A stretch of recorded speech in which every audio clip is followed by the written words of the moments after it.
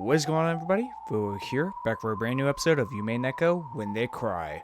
Last time we're on, we saw quite a bit from Natsuhi's perspective on her whole situation with Kinzo being dead and all that, as she continues talking to the facades of Kinzo and Beatrice and setting up, different plans and how to hide the death of Kinzo from the rest of the family. We skip ahead a year later into 1986, where the siblings have become more and more suspicious of the validity of Kinzo actually being alive. And at the very end of that section, we had a very interesting call with Natsuhi, getting a call from a quote-unquote young man who says, they know of a secret that Natsuhi had over 19 years ago, and, referred to her as Mother. Back then, when I first reacted to that information, my first thoughts immediately went to, oh my god, is it Bad War? But no, after I've been sitting on it for, past couple days, which, hey, I really like, I'm able to space out these, episodes like this while I obviously play my other games as well, but I'm able to, sit back and actually think about the information I've taken in from these episodes. I feel like it helps a lot. But point is, I don't think it is Bad War who called Natsuhi, besides, the voice and all that. I feel like the voice is just there to screw with you and all that. There was 2 points that one point someone brought up is that Bad War is only 18. He's not 19, so obviously that can't be it. And second of all, there was a previous scene in that episode of Bad War calling Jessica, which, that makes sense. If Genji would have said it was Bad War to Natsuhi, because he already called to the mansion. So it wouldn't make sense why he would just say, oh, a young man. He would just say Bad War wants to call Natsuhi. So obviously, more than likely, not Bad War. So you may have gotten the reaction out of me, Umineko, but I thought about it. It doesn't make sense.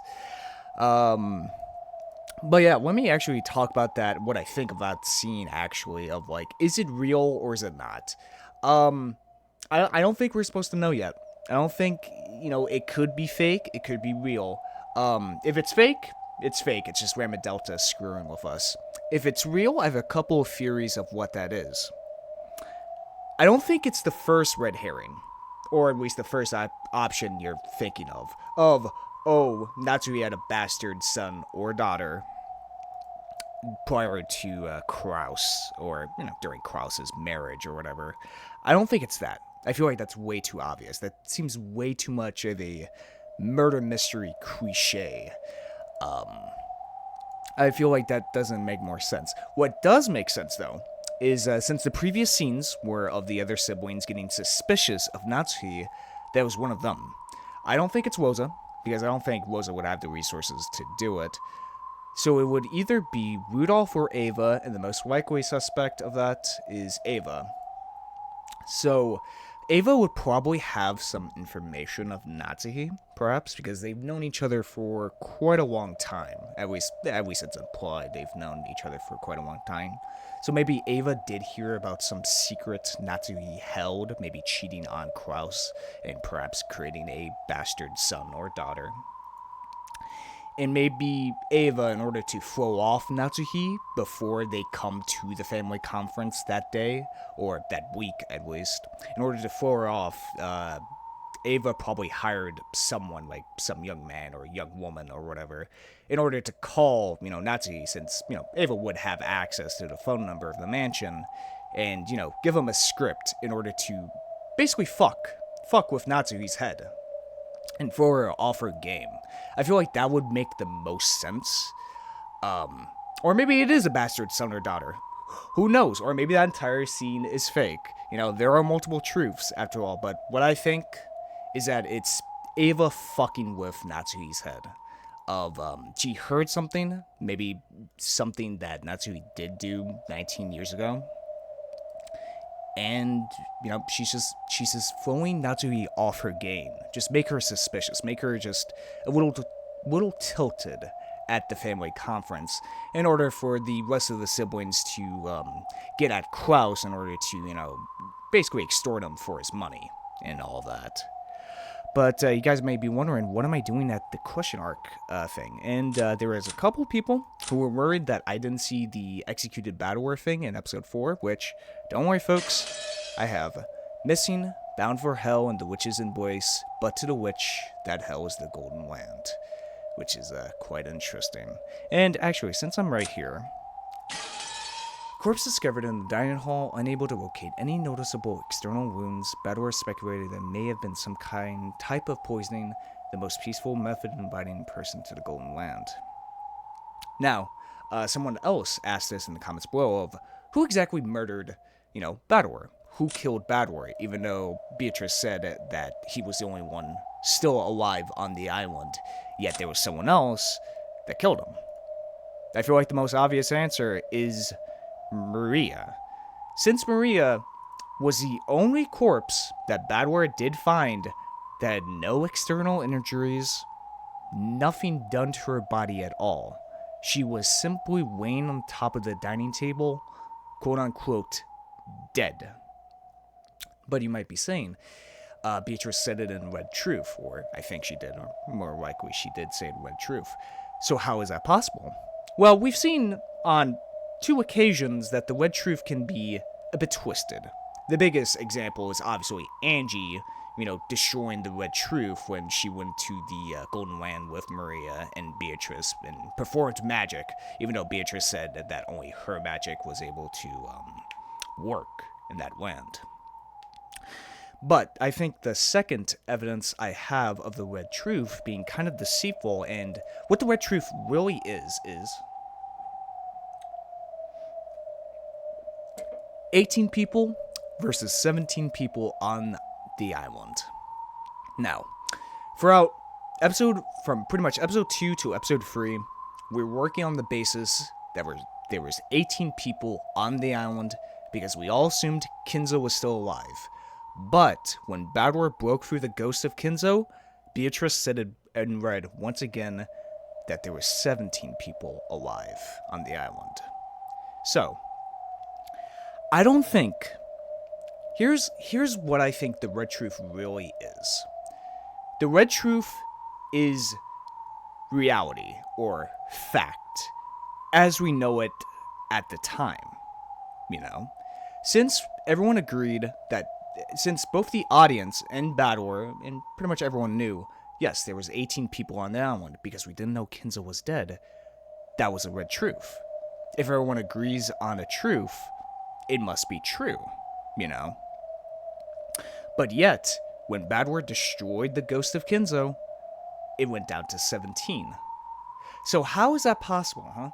If Red Truths are 100% true, 100% factual, 100% in reality, how is Beatrice able to say both 18 people on the island and 17 people on the island, both in Red Truth, during at different points in time?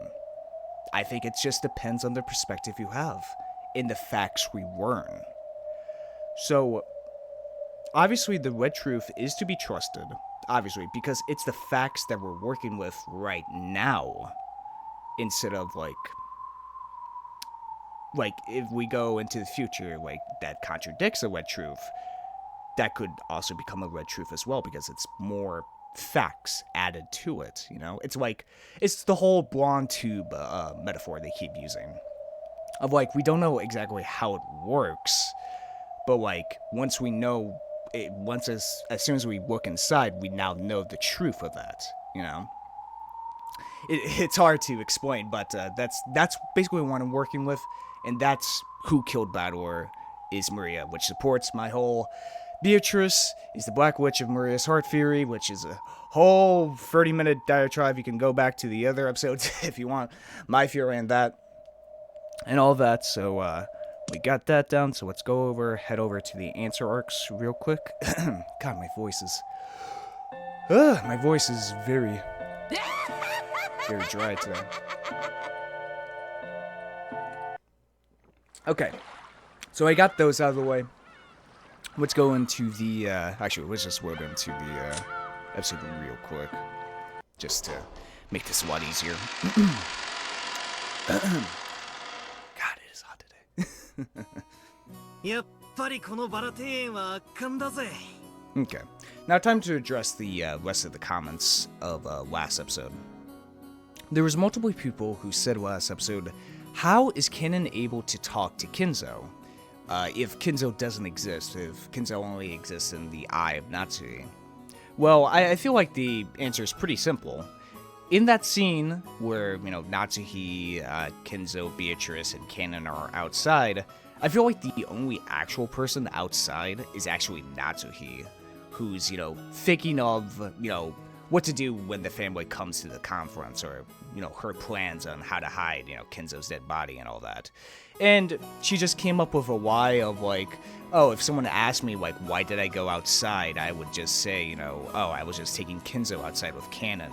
And obviously Kennen, who's in on it with the rest of the servants, would, back that up. So I guess in that sense, that would become the quote-unquote truth. Because there's, like, subjective truth and objective truth. Subjective truth is, based on your own perspective. But objective truth is multiple people agreeing on that truth as well. So I guess, in a sense, that was a quote-unquote true scene if two parties agreed that it happened. I'm getting way too philosophical right now. It's way too early. It's way too early for this now. But yeah, that's what I believe. It was only Natsui that went outside in that scene. Another thing I want to address, another interesting comment, is how Natsuhi views Kinzo and Beatrice's relationship. And how she sees Kinzo as herself, who's, more pragmatic, much more realistic. While Beatrice / Kraus, she sees as, more wistful, more believing in miracles, more, hands-off, that everything will work out in the end. And honestly, coming from that perspective, I kind of find it cute now, of how Natsui is using these visages, or I guess interpretations of Beatrice and Kinzo's relationship as it reflects her own marriage with Kraus, and how, even though they're so different, they're still able to support each other because they want to be a good couple, and it just adds just a little bit more depth to Natsui's character of how she views Kinzo and Beatrice as this kind of, happy couple, with problems, obviously, like any other couple is, but still a primarily happy couple, which is, I honestly, it just adds a lot more to her character, and I really like it. It just makes it a whole lot sadder when Delta said, Beatrice isn't there and that witches don't exist, that they just showed Natsui, drinking tea by herself, just let the woman, just let the woman express herself, let her be happy in her, own mind and all that. Was there anything else? Yes, there was. So, I saw this kind of discussion about someone feeling like, how should I say this? Basically, someone questioning my theories, which I'm 100% fine with. You can go ahead and question my theories all you want. Poke holes in them, do whatever. I mean, hell, that's what the game does as well. I mean, that's one of the biggest things of the game. Go ahead, I do not care if you want to plug, poke holes in my theories. Because some people are afraid of, like, oh, you might read Void to, like, a different direction or down the right, quote-unquote, right pathway. Which, honestly, don't be afraid of that, guys, because there is so much to this goddamn game. There's, like, you can develop a billion fucking theories. You can make a billion theories about this game, and you can probably poke holes in every single one of them. Because there's just so much to this game, and just do not worry about the fact, like, you may be leading me down, like, the, right path, or the quote-unquote true path, or whatever. Don't worry about that. Just, basically, my only problem is just don't flat out spoil the game. Don't flat out spoil future events. Question me on past events, that's totally fine. Like, poke holes in my theories of, past events, or maybe something I forgot, and something that happened in the past. Just, my whole thing about spoilers, just don't spoil future things that will happen. You can question all you want about my theories, bring up stuff from the past, maybe, that either supports or devalues my theories. I do not care about that. Just don't spoil future events. That's pretty much my policy. That's pretty much my policy on what's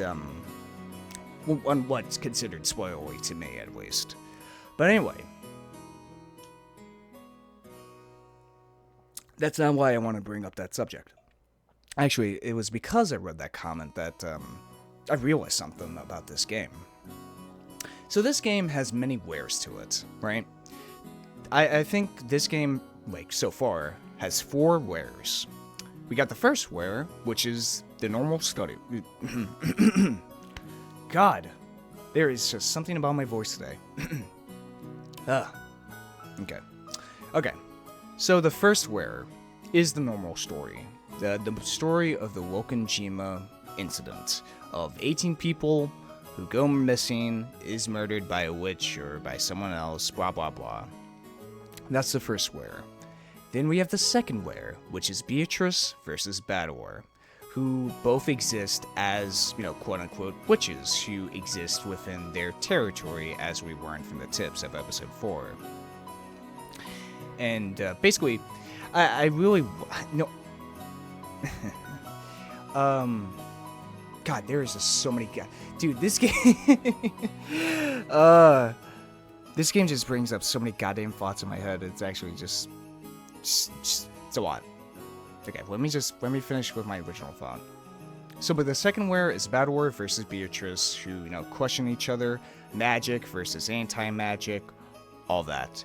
Then we have the third ware, which is Wemma Delta and Burncastle, and their fight, and how, Wemma Delta wants to trap Burncastle eternally in this never-ending, game, so she can play with her over and over, whatever. But then we get to the fourth ware. You might be asking, what the hell is the fourth ware, Void? I feel like the fourth ware to this story is the viewer himself, or, the viewer themselves. Because I've never seen a game to this such a degree, or actually any piece of fiction, maybe except for House of Waves, to go to this point of direction of the fourth ware being the viewer themselves. Because this game asks a lot of the viewer. Like, it actually, it straight up tells the viewer to, pretty much make up their own theories. Think what their truth is, what their theories are about the nature of this game. What is the nature of this game and all that. And I find that just very, very unique. Because I don't think no other medium could pull this off. I don't think you could pull it off in a book. Maybe you could pull it off in a book. Maybe definitely could do it in a movie. TV show, perhaps, but this ware of, asking the viewer themselves to, make up their minds, think of what they, think of the story. Because I feel like that's one of the biggest things about this game, is discussion. In Higurashi, one of the big themes was communication, and how it breaks down, and how it can be bad for pretty much everybody if, communication between friends breaks down, and all the horrible tragedies that can come about it. Well, in Umineko, it isn't a story about communication, it's a story about interpretation instead. I mean, let's go for the different wares. We have Bador versus Beatrice. Beatrice, whose interpretation is that it was done by witches, while with Bador's interpretation, it was done by humans, and all that. And, Bador and Beatrice work within their own territory, or aka, their own story. Then we have Burn Castle and Lambda Delta, who are Voyagers, who I interpret as viewers or watchers within this universe. And how I remember this scene from last episode of Burn Castle, like saying to Battler, like you're not. It isn't mystery versus fantasy. It's anti-mystery, anti-fantasy versus fantasy to Battler. But she's saying that from a perspective of she's explored many different fragments. She's escaped from her story of Higurashi, while Battler is still in the constraints of the story of his territory of Umineko instead, which I find very interesting. And then finally we have the final layer, which is the viewer, who, just reading the story for themselves. And I want to go for the number one thing that adds a lot more to this game that normal people wouldn't have, is the fact I'm let's playing it. I'm making these videos, and you guys, post comments about it and question my theories.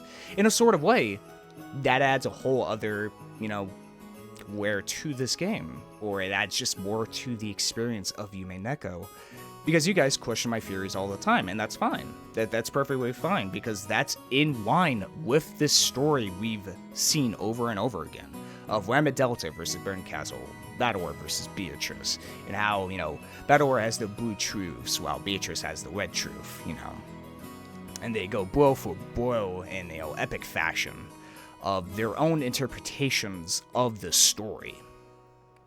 I feel like that's one of the big things about this game, is that it's tackling the theme of interpretation of different truths, because people have many interpretations about many stories, so many damn stories, be it from the smallest of niches, is that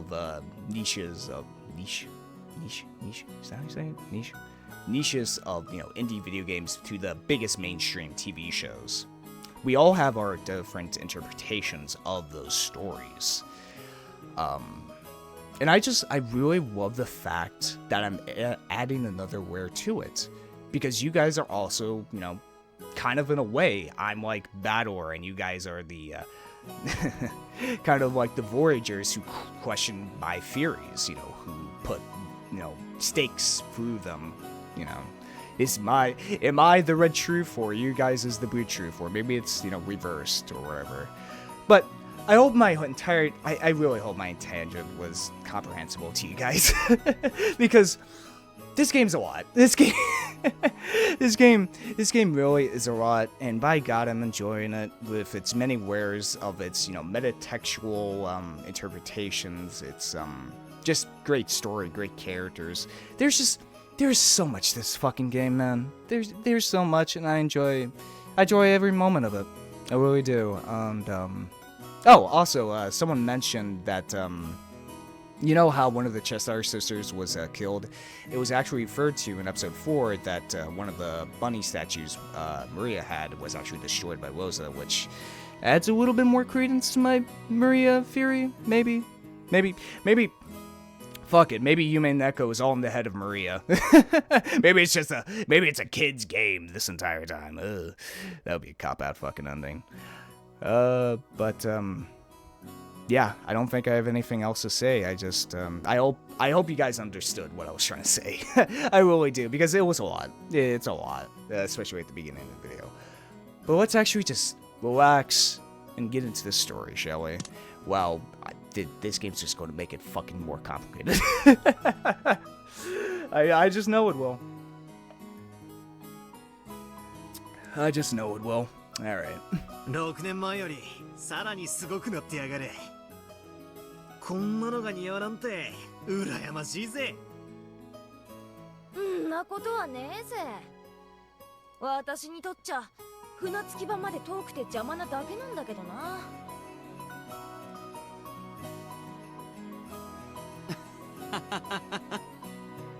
それは贅沢な悩みだね。毎朝バラと挨拶してから投稿。素敵素敵。こんなにいっぱいの活してたら遅刻しちゃうね。演者は残念だな。お腹壊しやすいんだって。らしいな。腸が弱いんだろうよ。しょっちゅう下痢してるぜ。おお、レディーにそういうの言うのいけない。それはすまねえ。そうだよな。女の子のお尻からはマシュマロが出るんだもんな。Yeah, totally. 演者は体調が悪くてマシュマロが水飴になっちまったわけだ。Oh, ugh, gross. Bad word. それはさすがに。下品が過ぎるね。George and Jessica slammed a knee and a fist right into either side of Badwar's gut. Whack, smack, thud. The smack thud was probably the sound made when the knees hit the ground as he fell over.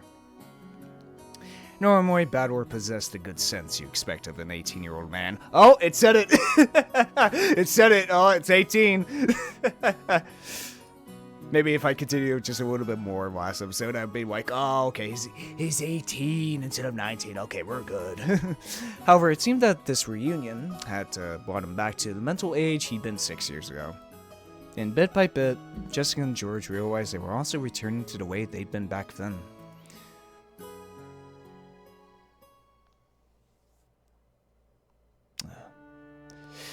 Natsui gazed at this charming chat through an open window in the hall. 奥様、旦那様がお探しです。もう少ししたら行きます。まだお昼にもなっていないのに。Just a few moments ago, the sparks had finally already started flying between them and Ava's group. The others had pounded on Klaus and Natsui over and over to get Kinzo out of his study. Apparently, they hadn't been fully tricked at last year's family conference after all. お父様は問題ありませんね。はい、お任せを。シャノンとカノンも今日の段取りを十分に心得ております。So are they gonna get their way out of this? 熊沢は嘘をつくのが上手なようですから心配しませんが、南條先生が少し心配です。隠し事が苦手そうでおられますから。Nah, I trust Najo, my wife. お任せを。可能な限り、私が南條先生のお近くで補佐するつもりです。あなたがいてくれるなら頼もしいですね。本当に助かります。現地の力なくして成し得ないことです。恐縮でございます。Oh boy. 安心せよ。書斎の密室結界は完璧だ。結界を破らぬ限り、誰にも金蔵の秘密を暴くことなどできん。ええ、分かっています。しかしあなたも先ほどの客までのやりとりを聞いていたでしょう。やはり去年の時点で相当の不信感を持たれていたのであろうな。凄まじき毒素を溜め込み振りまいておる。やはり今年が正念場になりそうですね。Yeah. 今年を何とか乗り越えることはできようが、仏の顔も何とやらだ。さすがに来年は無理と心得た方がよかろうな。これほどまでに反魔法の毒素が満ちては、来年の親族会議でもゴールドスミス教の魔法を維持するのは難しいでしょう。誰ですか、あなたは。Good question. ああ、驚かずともよい。わらわの家具頭を務める男だ。はじめまして、夏日奥様。ロノレと申します。どうぞお見知りおき。頼れる男だ。この男にも密室結界を守ってもらう。そうですか。Christ, we are working on so many fucking words now. Oh, I'm gonna need a fucking like diagram. 後宮夏日です。Don't worry, I understand, folks. I understand it, but あなたにも協力をお願いします。If we keep adding where's this fucking cake, holy shit. はい奥様、魔法世界からお手伝いをさせていただきます。どうかお任せを。ついでだから私も紹介してもらおうかしら。はい、リーちゃん、ご無沙汰。ガープか。そなたまで来てくれるとは心強い。遊びに来ただけのつもりだったんだけどね。How the fuck does Natsu know about Gap and fucking Roanoke? That's the only question I have. Because that was sort of my interpretation of, Kinzo and, it's obviously Kinzo and the Beatrice don't exist, 'cause it's just her interpretations. But how the fuck would she know about these two? Fuck. 手がいるようだったら声をかけて。はじめまして、マダム。挨拶するのは初めてだけど、私はいつだって誰のそばにでもいるわ。こちらのガープはなかなかのいたずら者。先日奥様が自室にてお召しになろうとして床に落とし見つけられなかった頭痛薬、ガープの仕業でございますよ。So she's the bitch that took away my pencil from second grade when I dropped it on the floor. 確かに置いたはずなのに見つけられない小物があったら、こやつのいたずらを疑うがよいぞ。わらわも昔ずいぶんとからかわれたものだ。そうですか。いずれにせよ、ここは後ろ宮の屋敷です。当家にいる間は当家に従っていただきます。I guess the only way I could possibly see, as naturally knowing about, Gap and Wonov could be interpretation of, or at least an image of her head of, how, reliable Genji is. It could be, just her interpretation of it. And Gap could be, as Beatrice just said, I guess an interpretation of, how do we lose, our stuff? And that once again goes through the whole thing of, demons and gods being, interpretations of humans, of, natural phenomenon, and all that. よろしいですね。もちろんです。心得ております。魔法世界での現実と思い、 Exactly. どうぞいつでもご用命ください。私にも客人の心得はあるつもりよ。家主の顔は潰さないわ。ロノウェもガープも頼れるぞ。しかし魔法の世界と人間の世界は表裏一体。 Christ, technically we're working on 5 wares, especially in this episode. Because we have... okay, let's start at the smallest ware. We have Natsui's interpretation of the world. Then we have the story. Then I have Battle War versus Beatrice. Then we have Whamma Delta versus... Whamma Delta. And the 5th ware is us. わかってます。もちろん私も人間の世界から努力します。力を合わせてお父様の秘密を守りましょう。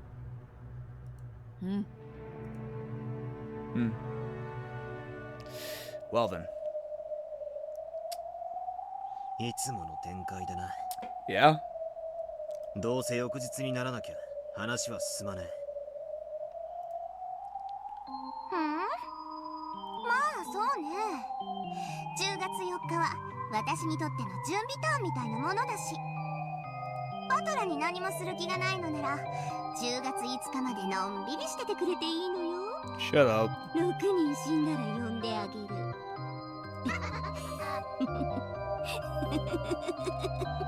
This isn't even your story, you goddamn game jacker. Chris, that's an incredibly irritating way to put it. This fight won't start until the crime occurs. However, waiting for the crimes to start would mean turning a blind eye towards the murders of the first Twilight. In other words, it would be the same as being content with the fact that 6 people would die. 知ってる？チェスの先手と後手では先手の勝率が2倍とも言われてるのよ。戦術の進歩でだいぶ変わるけどね。後手はドローを狙えれば上々とか言われてるんだっ先手必勝くらい俺も知ってるぜ。ならどうしろってんだ。そんなだからあんたは無能なのよ。本当にいいバトラー。10月4日にだって解くことができる謎は存在するわ。何が解けるかわかる？まさか。あ、いや、しかし。まあ見てなさい、無能のバトラー。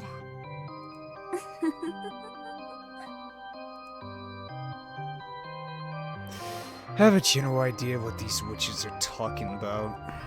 I've tried solving it several times myself in the past, but I still haven't found anything resembling an answer. The goddamn Epitaph.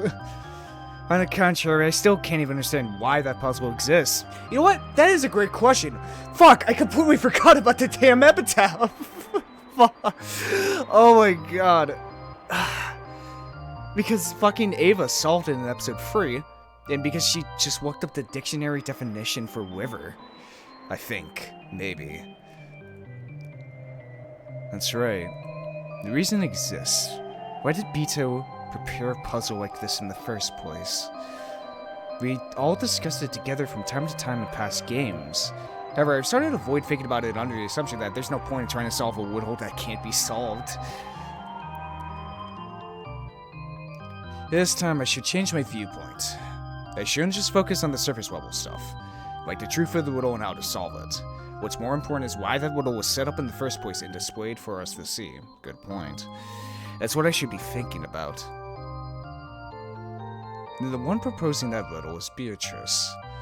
Even if I can't solve it, I should be able to try and figure out what Bito was thinking when she showed it to us. Okay, this time I'm spinning the chessboard around. The witches keep calling me incompetent. Let them laugh. They are my enemies. Continuing our match, Bito.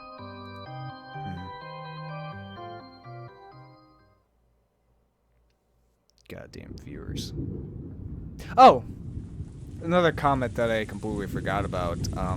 Someone asked me if I view Voyagers as viewers. How do I view creators? Well, I think it's simple enough. I feel like creators in a metatextual sense are authors, writers, artists, however you want to see it.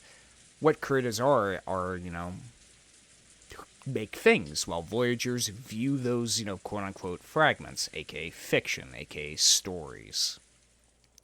And speaking of Voyagers and creators, I remember this one particular line in the episode 4 tips about the Voyagers, and how they're kind of afraid of becoming a creator, which is very interesting to me. How I interpret that is, in a metatextual sense, obviously, is that it's much easier as a viewer to look at something, to criticize something, to discuss something. It's much easier from the outside to look in.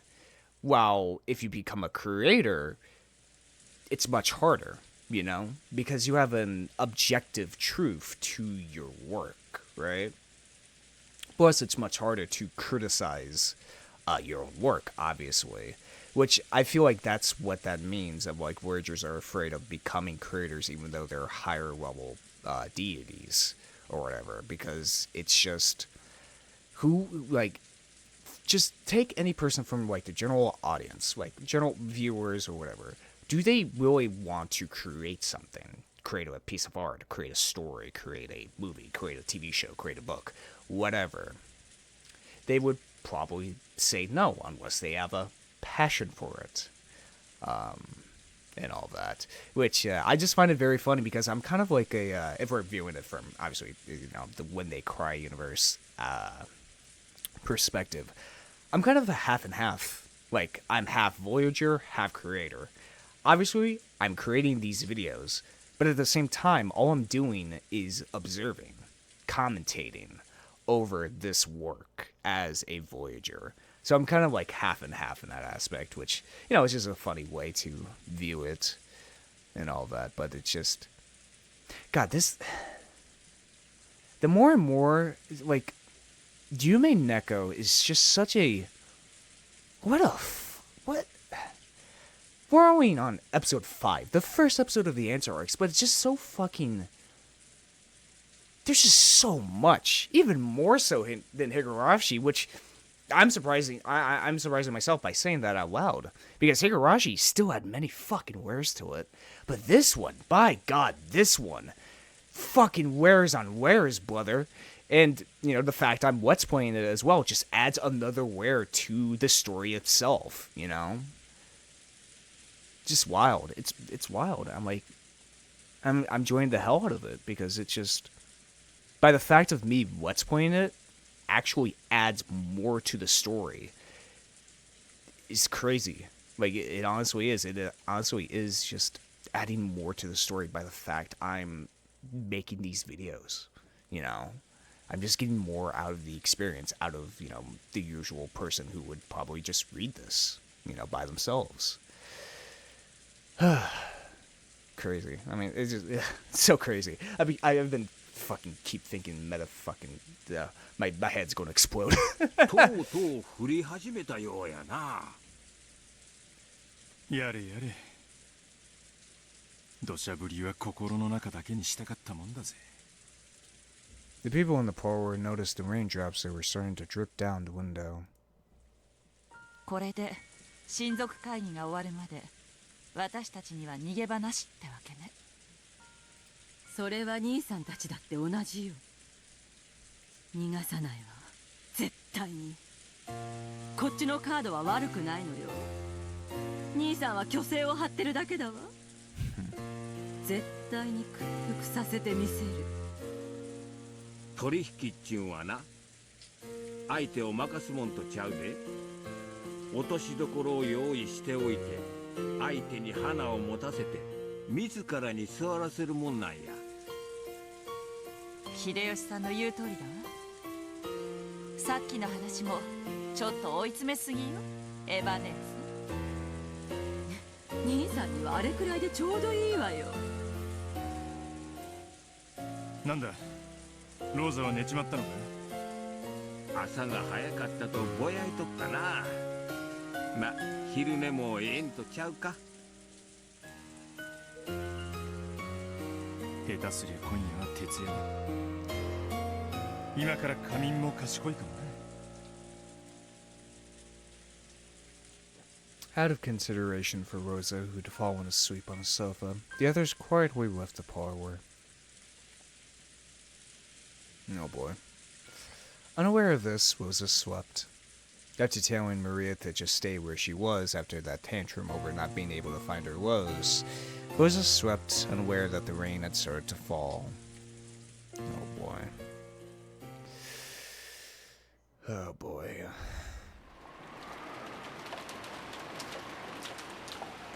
The rain poured down as though it had been saving up for this moment. Of course, Maria noticed that the rain had started falling and was soaking her to the bone. However, that just made her even more stubborn. Unable to find the poor, slightly unhealthy Rose that she herself had marked, she just couldn't stand having that search be interrupted by something like the rain. So the more the rain fell on Maria, the more stubborn she grew, as she wandered through the rose beds. And as she did, from behind Maria's back came a patter, patter. The sound of approaching footsteps. Then the footsteps went into the puddle, making a small splashing sound, and Maria finally heard. However, even the slightest distraction of that sound irritated her, and Maria ignored it. Konnichiwa.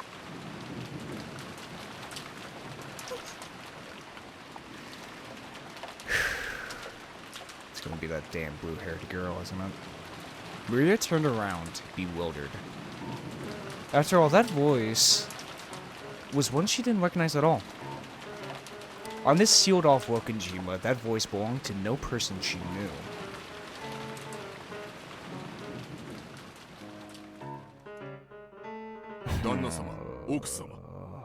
探しました。大変でございます。Klaus and Natsui had been privately discussing what should be done next in the deserted corridor in the third floor. Genji had searched everywhere for them. どうしたのかね。シーツを雨に濡らした程度ではそこまで慌てることでもないと思うがね。何事です？何か粗相でも？海難事故で漂流されたと申す方が先ほどお屋敷にいらっしゃられました。And thus, there were 18 people on the island once more. Klaus and Natsuki couldn't help but go wide-eyed and stare at each other. This was the first time they ever heard of someone coming to this island uninvited. 漂流？それは本当かね。気の毒に来客として丁重に扱いたまえ。今はどうしているのかね。南條先生が診察しております。まだ診察中ですが、私の見た限りお疲れの様子ではありません。怪我などをされているようには見えませんでした。それはよかった。私と夏日は今大切な話をしている。終わったらすぐに見舞いに行こう。その漂流者にはぜひくつろいでほしいと伝えたまえ。かしこまりました。When Genji bowed deeply and started to leave, Natsui called him to a stop. Genji stopped walking, and Natsui jogged up to him. 源氏、その漂流者は男ですか？いいえ、お嬢様くらいの若い女性でございます。女性？そうですか。結構です。下がりなさい。Interesting. Interesting indeed. And man. The parlor of the mansion was bustling. The adults gathered, worrying about the health of this sudden guest. まあ自力でバラテンまで歩いてこれたんだ。命に別状はねえだろ。転ばぬ先の杖やな。ライフジャケットのおかげやろ。あれがなかったら溺れ死んどったかもわからんで。どんな子だったの？ジョージやジェシカちゃんより上？下？シシカお姉ちゃんよりは下だった。ライフジャケットと水着だった。Life jacket and swimsuit. ヘトヘトみたいだった。漂着したのが船着き場のあたりだったなら本当に不幸中の幸いね。もし島の反対側だったら大変だったわ。しかし気の毒ね。この天気じゃきっと船も来られない。明日いっぱいまで彼女もこの島に釘付けかしら。At that moment, the door clunked open and everyone walked in that direction.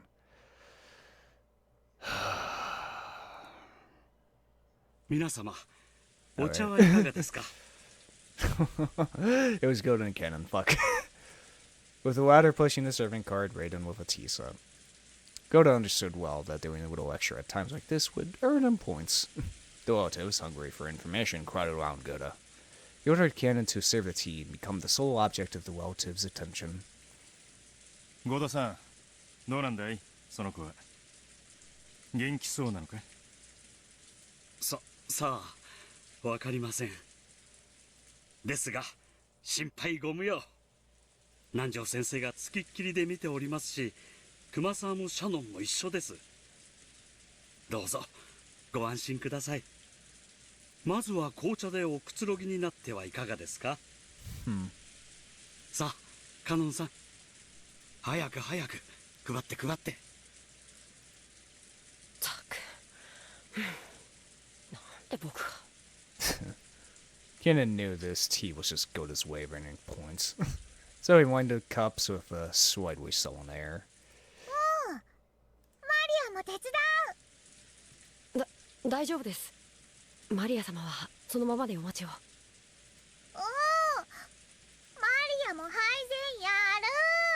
膳やる。南條先生にはお会いしてないの？何か言ってなかった？ええ、先ほどお会いしましたところ、それほどの外傷はないそうで、私もちらりとお見かけしたところでは。Could you imagine if this isn't the blue-haired girl? It's actually someone completely fucking different. Dude, this game could fucking do it. This game, fucking... Dude, I'll be honest with you guys. I look on Twitter, right? I see some Umineko fan art here and there. And there is so much fucking art of so many different characters that I haven't even seen yet. Of, like, what the fuck?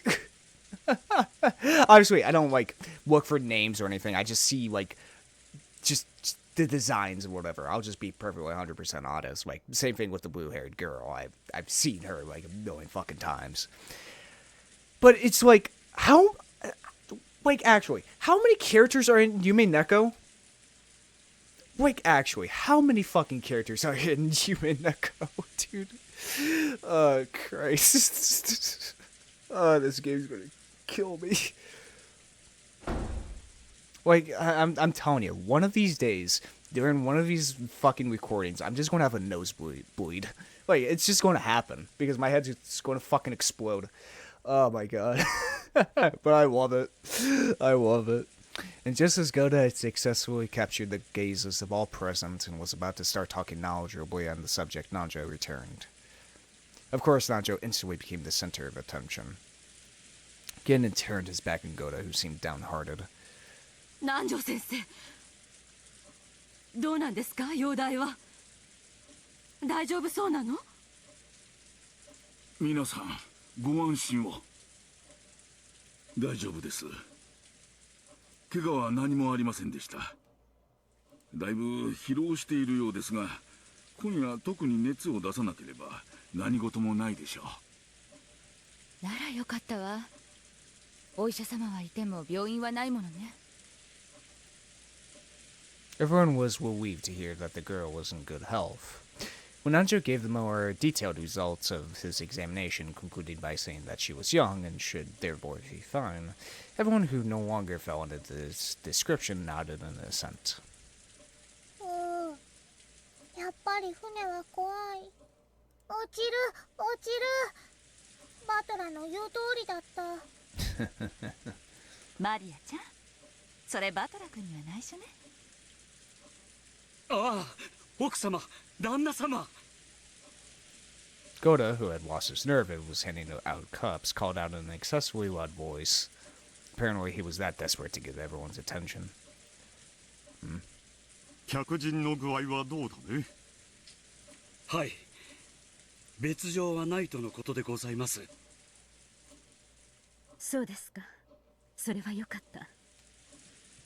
今はどちらに？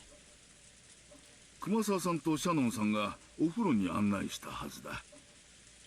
それから服を見立てると言ってましたな。ならすぐに来るだろう。諸君、親族会議の日ではあるが、不幸な事故で訪れることとなった来客だ。招いた客人ではないが、どうか歓迎してやってほしい。意義などあるわけもない。I have to say, this is a very good distraction from, you know, the fact that they are all suspecting that Kenzo may be dead and the whole question of family inheritance. 賛成や。同じくだ。女の子には優しくしろっておふくろも言ってたぜ。あなたはそれを人生のモットーにしすぎよ。ジョージたちも呼んだ方がいいわね。Wait, what did... I have to look back on that. Did I catch that right? Mom always said be nice to girls. Alright, Rudolph, you took that too fucking hard. You have fucking free mistresses, man. Fucking... Dude, Rudolph, you need to keep your dick in your pants, man. 全員で挨拶しましょう。そんな、かえって恐縮させちゃうんじゃない？ Ava stood up and made a phone call to the guest house.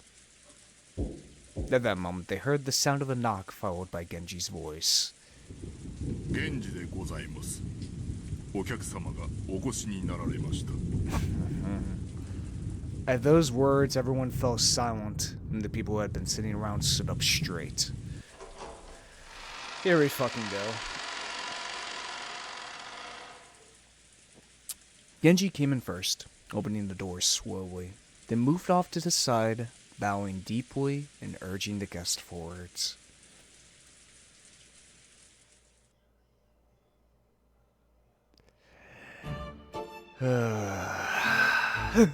The great detective knows. What a fucking truck. What a track name. The guest had Shannon Kumasawa following by her side. And even after seeing the large number of relatives waiting for her in the parlor, she didn't even seem overawed in the slightest. Just a single point showed that this girl possessed a dignity appropriate for a guest invited in by the Ushiro family. フルド様、ご紹介申し上げます。 This is the most Sherlock Holmes-as music I've ever heard, or a detective. 後宮家当主代行、後宮クラウスにございます。Furudo。ようこそ六軒島へ。事故でいらしたとはいえ、あなたは当家の客人だ。歓迎しますよ。どうぞ当家おしばしの間ご自宅と思い、存分にくつろがれてください。ありがとうございます。自己紹介申し上げます。フルドエリカと申します。 Let's check that character listing, fellas. Alright. Fell from the pleasure boat Eternal Maid II mid-cruise in the waters near Wokenjima. She washed up on Wokenjima on October 4th, 1986. The Ushiro family welcomed her as a guest. She managed to drift to the island unharmed thanks to several miracles, including the life jacket she was wearing. Eternal Maid, huh? Convincing argument. この度は後宮家の皆様をお騒がせしてしまい、誠招かれざる客人であるにもかかわらずの歓迎、心より感謝いたします。 This was greeted by impressed sigh rising equally from all corners of the room. The clothes she had been once were probably Jessica's former wear from long ago. But the composure of her introduction didn't shame those clothes in the slightest. The girl's name was Furudo Erika. She looked slightly younger than Badwer and Jessica, but her composure and mannerisms were beyond what anyone would have expected from a high schooler, almost as though she was a well-to-do family's daughter.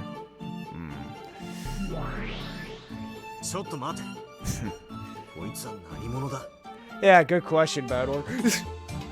無能のあんたが主役駒じゃゲームがさっぱり進まないのに。 I fucking knew it! It's just Brent Castle's fucking self-insert. だから私自身も駒として出させてもらう。 God damn it, Brent Castle, we already had you as some main character. Fuck off. まあ、ちょっとしたエキストラね。いくらクローズドサークルだからって、いつも同じ面々ばかりじゃ飽きるでしょ Not if you had a billion characters. ふざけるな。ベアとのゲーム版には存在しない駒だ。Yeah. 俺もベアとも認めない。ベアとのゲーム版でしょ。ベアとが拒否するってんなら考えてあげるわ。ベアとの意見は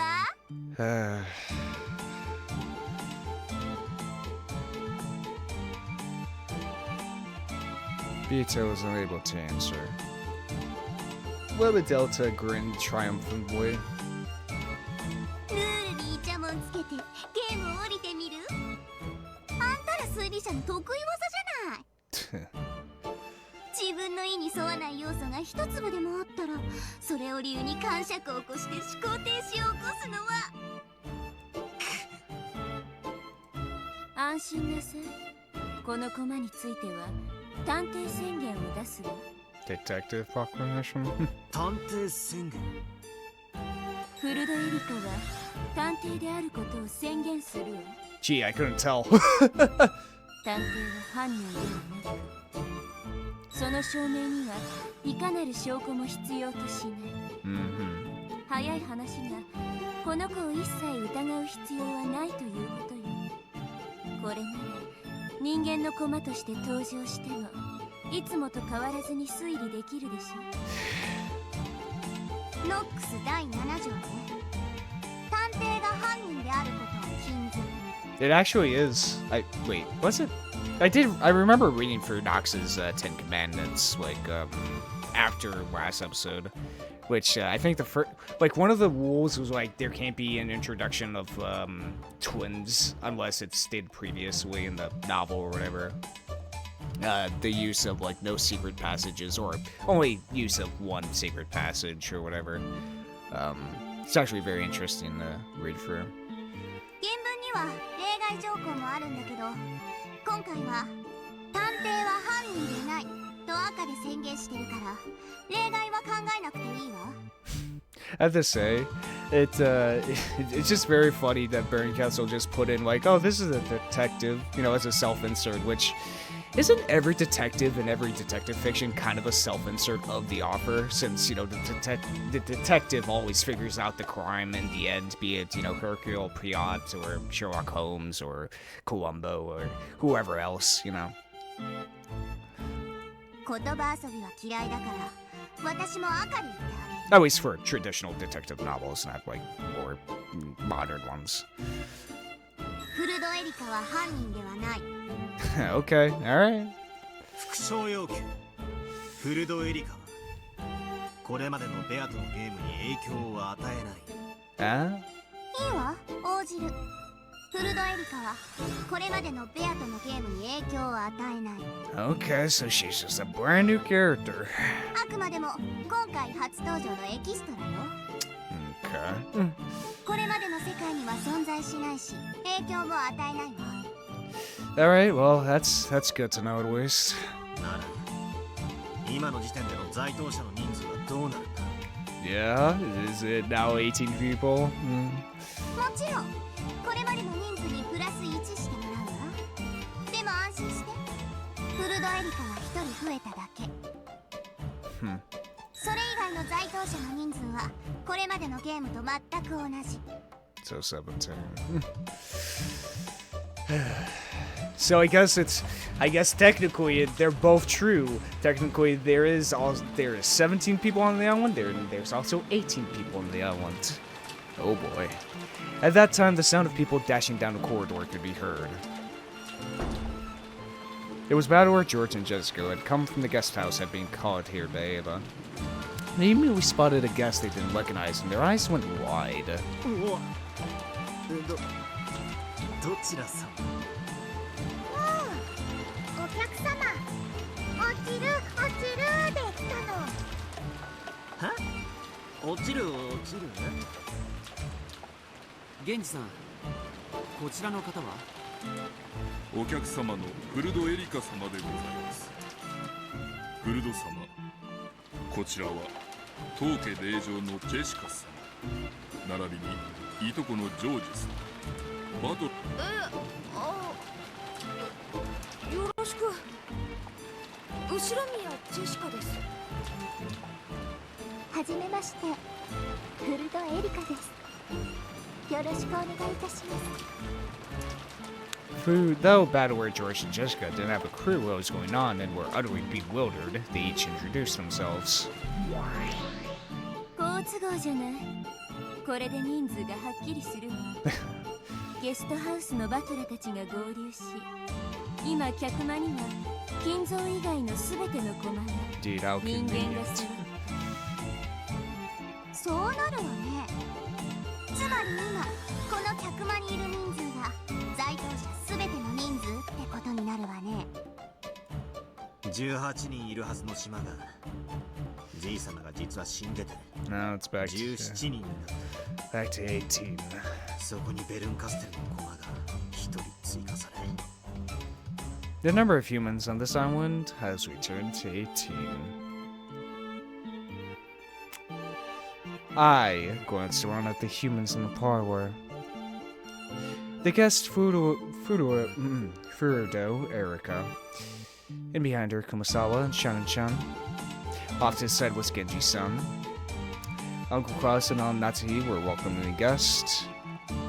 Goda-san immediately started showing off, and Ken was being unsociable, wearing his usual blank expression. There was Dad and Kyrie-san, Aunt Ava and Uncle Hideroshi, Aunt Rosa and Maria, and Dr. Nanjo. Then, on either side of me, were George Aniki and Jessica. This is everyone, the true number of people on the island at the moment. 何しろ僕たちは全員後ろ宮だからね。気兼ねなく下の名前で呼んでほしいね。僕はジョージ。俺はバトラだ。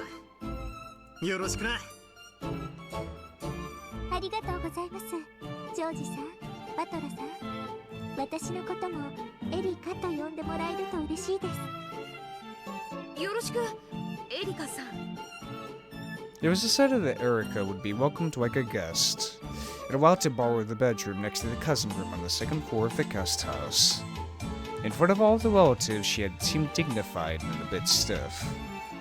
However, as she talked with George and Jessica, her expression began to soften gradually. And so, the detective Furudo Erika was placed on the game board.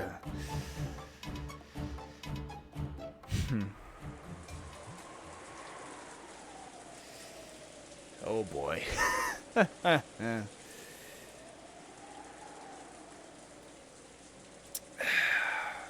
ジェシカの昔の服、あんなに似合うなんて思いませんでした。熊沢が勝手にお嬢様の昔の服を使用してしまいました。お許しください。I'm telling you, it seems way too convenient of like she fell off a boat and drifted. Come on now. Come on now. The clothes Erika wore were Jessica's old formal attire. Now, she might technically not be the culprit, but who said anything about accomplice, huh? Though the guest possessed a dignity that would put most adults to shame, her body was still physically similar to a middle schooler's. Jessica's old clothes fit her perfectly. いいえ、お客様にふさわしい身なりでしたよ。もし彼女が気に入るようでしたら、お近づきの印にプレゼントしても良いでしょう。かしこまりました。ありがとうございます。警察やご家族には連絡しましたか？はい。先方も大層ご心配なされていたようでした。ところで、客人は本当に事故でしょうね。ご本人は寄港中のボートから転落したとおっしゃっております。裏付けはありますか？海保に問い合わせて確認しました。プレジャーボートの後部から転落したそうで、他の乗員たちは気づかなかったようです。実際の転落地点は分かりませんが、おそらくはここの近海でしょう。この悪天候に船遊びなど愚かなことです。しかし、近海で溺れてこの島に漂着することは考えられるのですか？いや、ありえないことではありません。この辺りの島には大抵漂流民が流れ着いた伝承がございます。It's possible, but it seems too convenient. おそらく事故は真実ではないかと。この台風です。島のどこであろうとも船での接岸は不可能です。Genji had already considered what she had now suspected. Natsuri probably suspected that this mysterious guest who had arrived during the already high-stress family conference might be the agent of some conspiracy. So Genji had already checked to make sure that the accident was real, that Furuda Erika was her real name, and that there was nothing suspicious going on. わかりました。主人も丁重にもてなすようにと指示しています。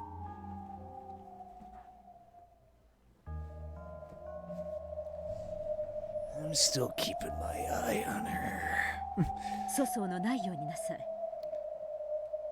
ですが、分かっていますね。はい。親族会議には一切近づけません。夕食後はゲストハウスへお引き取り願います。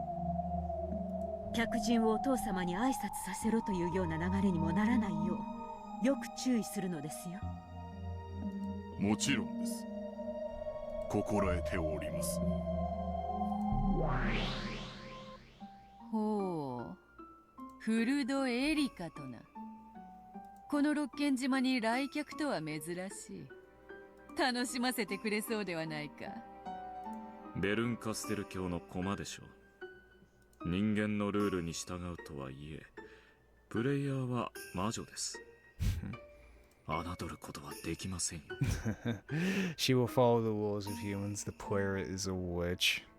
Truly a protagonist. 問題ない。仮にベルンカステル教本人であろうとも、人間である以上、わらわたちの敵ではない。何しろガープもいる。人間はガープに絶対に勝てぬ。ありがとう。でも買いかぶりすぎは良くないわ。魔女の定義は魔法が使えることだけを意味したりはしない。ですが、ジョーカーであり台風の目である。それが魔女というもの。この六軒島で魔女と名乗ってよいのはこのわらわ。黄金の魔女にして無限の魔女ベアトリーチェのみである。ベルンカステル教名、演者の次なるコマがどの程度のものか、じっくりと観覧させてもらおうぞ。Interesting. Interesting.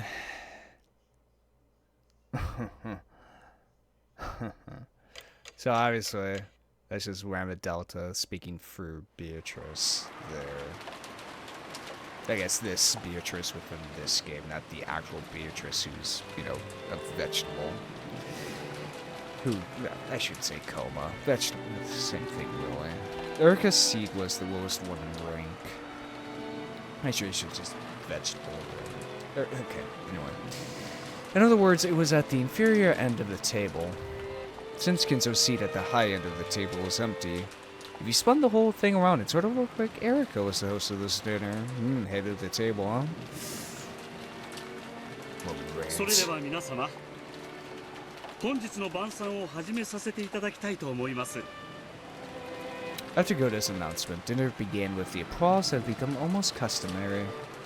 It was finally the beginning of the dinner orchestra conducted by Toshino Goda.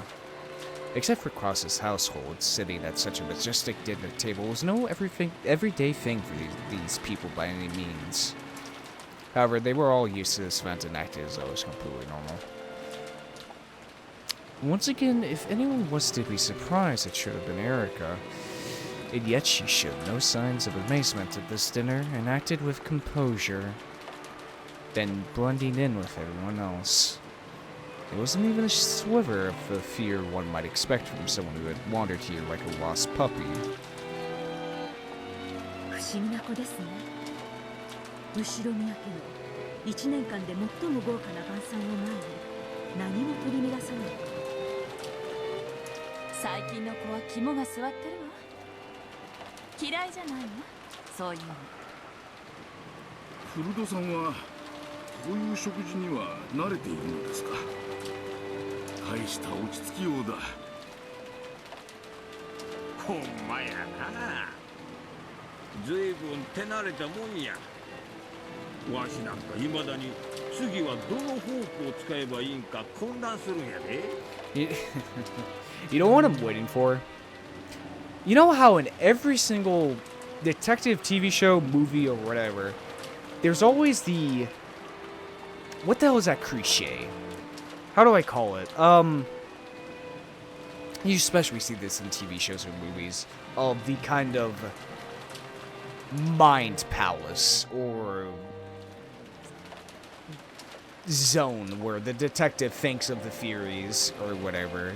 You know, I feel like that. I know for a fact that's gonna fucking happen. I know for a fact that she's gonna use that type of cliche. ああ、こっちやったか。それともこっちやったか。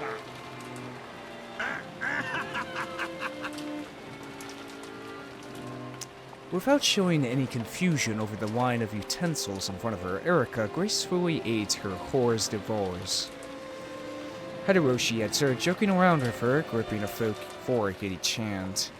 Of course, the president of a company in the food service industry like Hideyoshi absolutely knew his table manners. However, thinking that Erika must be nervous over this dinner, he had intentionally spoken with a comedic tone of voice. 外側から順に使うだけですし、面倒だったらお箸を頼めばいいんです。日本人ならお箸です。お箸はいいですよ。これ一膳あればどんな料理でも対処できます。As soon as she began talking about chopsticks, her eyes started glittering. The smile she now showed for the first time was far different from the dignity she displayed before, more like something you'd expect from someone her age. カレーライスはさすがにスプーンでしょ。丼に盛ればいいんです。What's a Donburi bowl? Let me check that out. Never heard of that. Let's see here. Donburi is simply food service on top of a rice in a deep bowl. The bowl is also called a donburi, hence the name. Many types of food can be served donburi style, curry, beef. Oh! Food service. Okay, yeah. I've actually, I'm pretty sure I've seen pictures of donburi. Never knew that was the name of them. 牛丼をスプーンで食べる人いますか？いませんよね。日本人なら断じて絶対鉄頭鉄尾お箸です。Of course she has the damn fangs and the fucking cat face. というわけでゴーダさん、すみませんがお箸をお願いします。私が日本人として恥ずかしくない食べ方をご覧に入れてみせましょう。ところで次のお料理は何ですか？それが困ったことに、次はスープでございまして。Oh, you can eat that with chopsticks if you tried hard enough. As she imitated a shrugging gesture, Erika winked at everyone.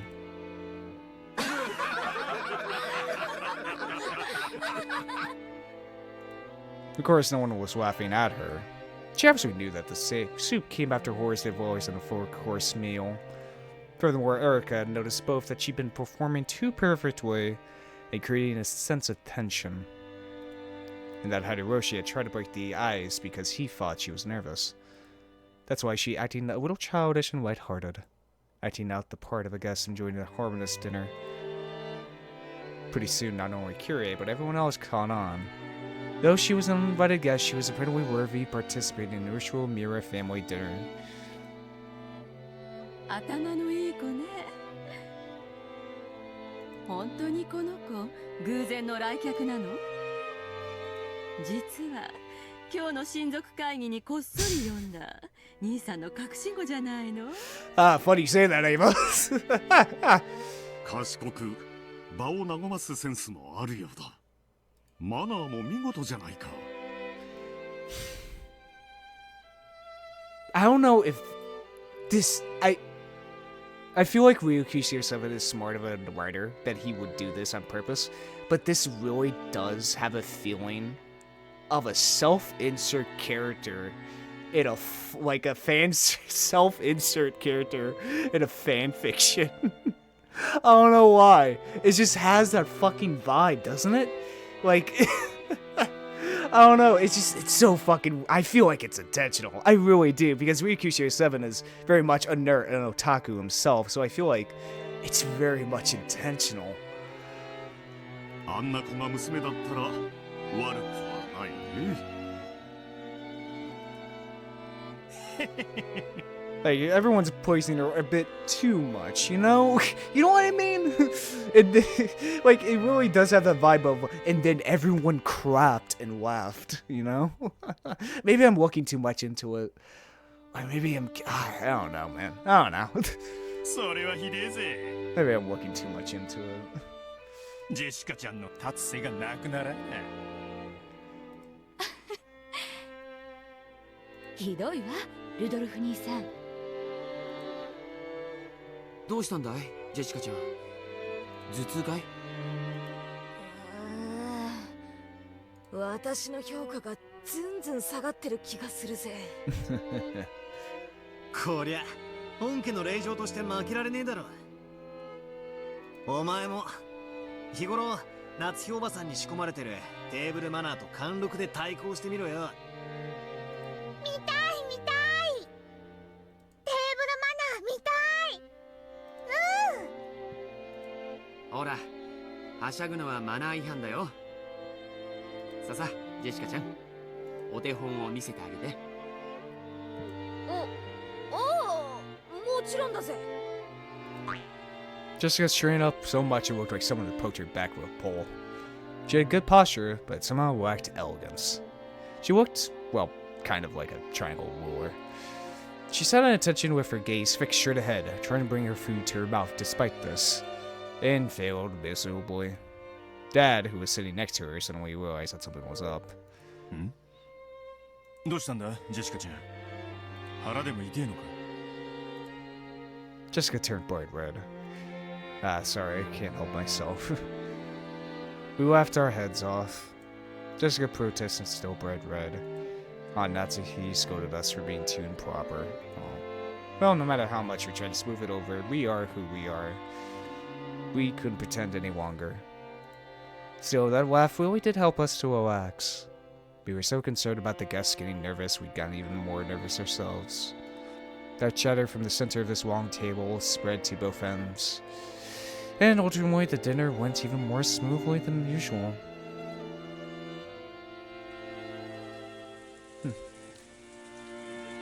Well, that's good. With some delicious cheese and coffee, our peaceful meal came to an end. Goda won unanimous acclaim and was praised for his skill by all present. After a short period of harmony following the meal, it's decided that we would return to the guest house. Normally, dinner tended to have a very dark atmosphere about it, and the adults would often keep that mood as they moved straight out into the family conference. However, perhaps because this year's dinner had been oddly peaceful, everyone decided to take a break, the adults included.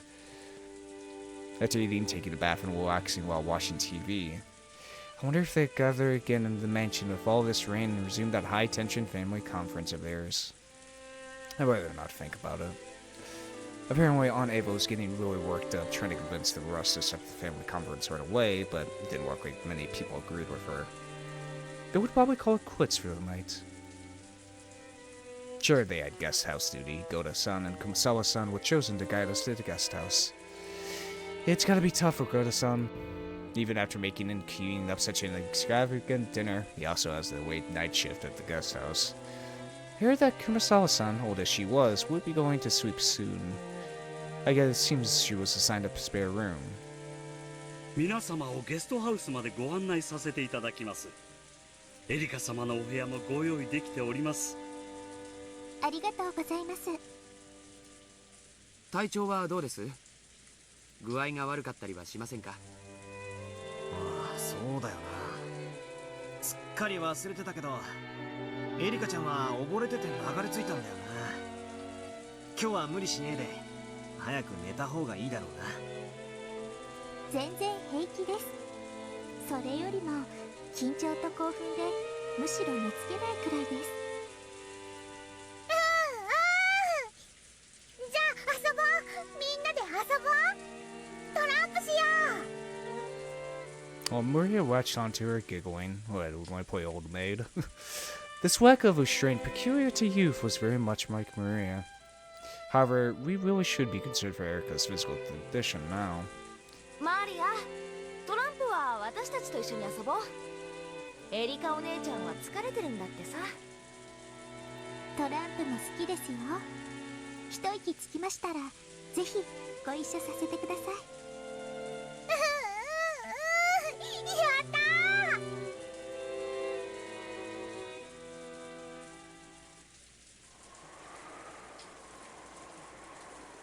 あれはどちら様ですか？ I swear to God, if she solves it. As she passed through the lobby of the entrance hall, Erika stopped walking. When we saw what she was looking at, the rest of us also stopped. ああ、ちらは黄金の魔女ベアトリーチェ様でございますよ。黄金の魔女。何やってんだガキども。さっさとゲストハウスへ引き上げるぞ。 Dad, Kure-san, Aunt Ava, Uncle Hideyoshi, and Aunt Rosa all came over. The entire guest house party had gathered. However, Erika's gaze was captured by the portrait of the witch, and she simply stared at it for a while.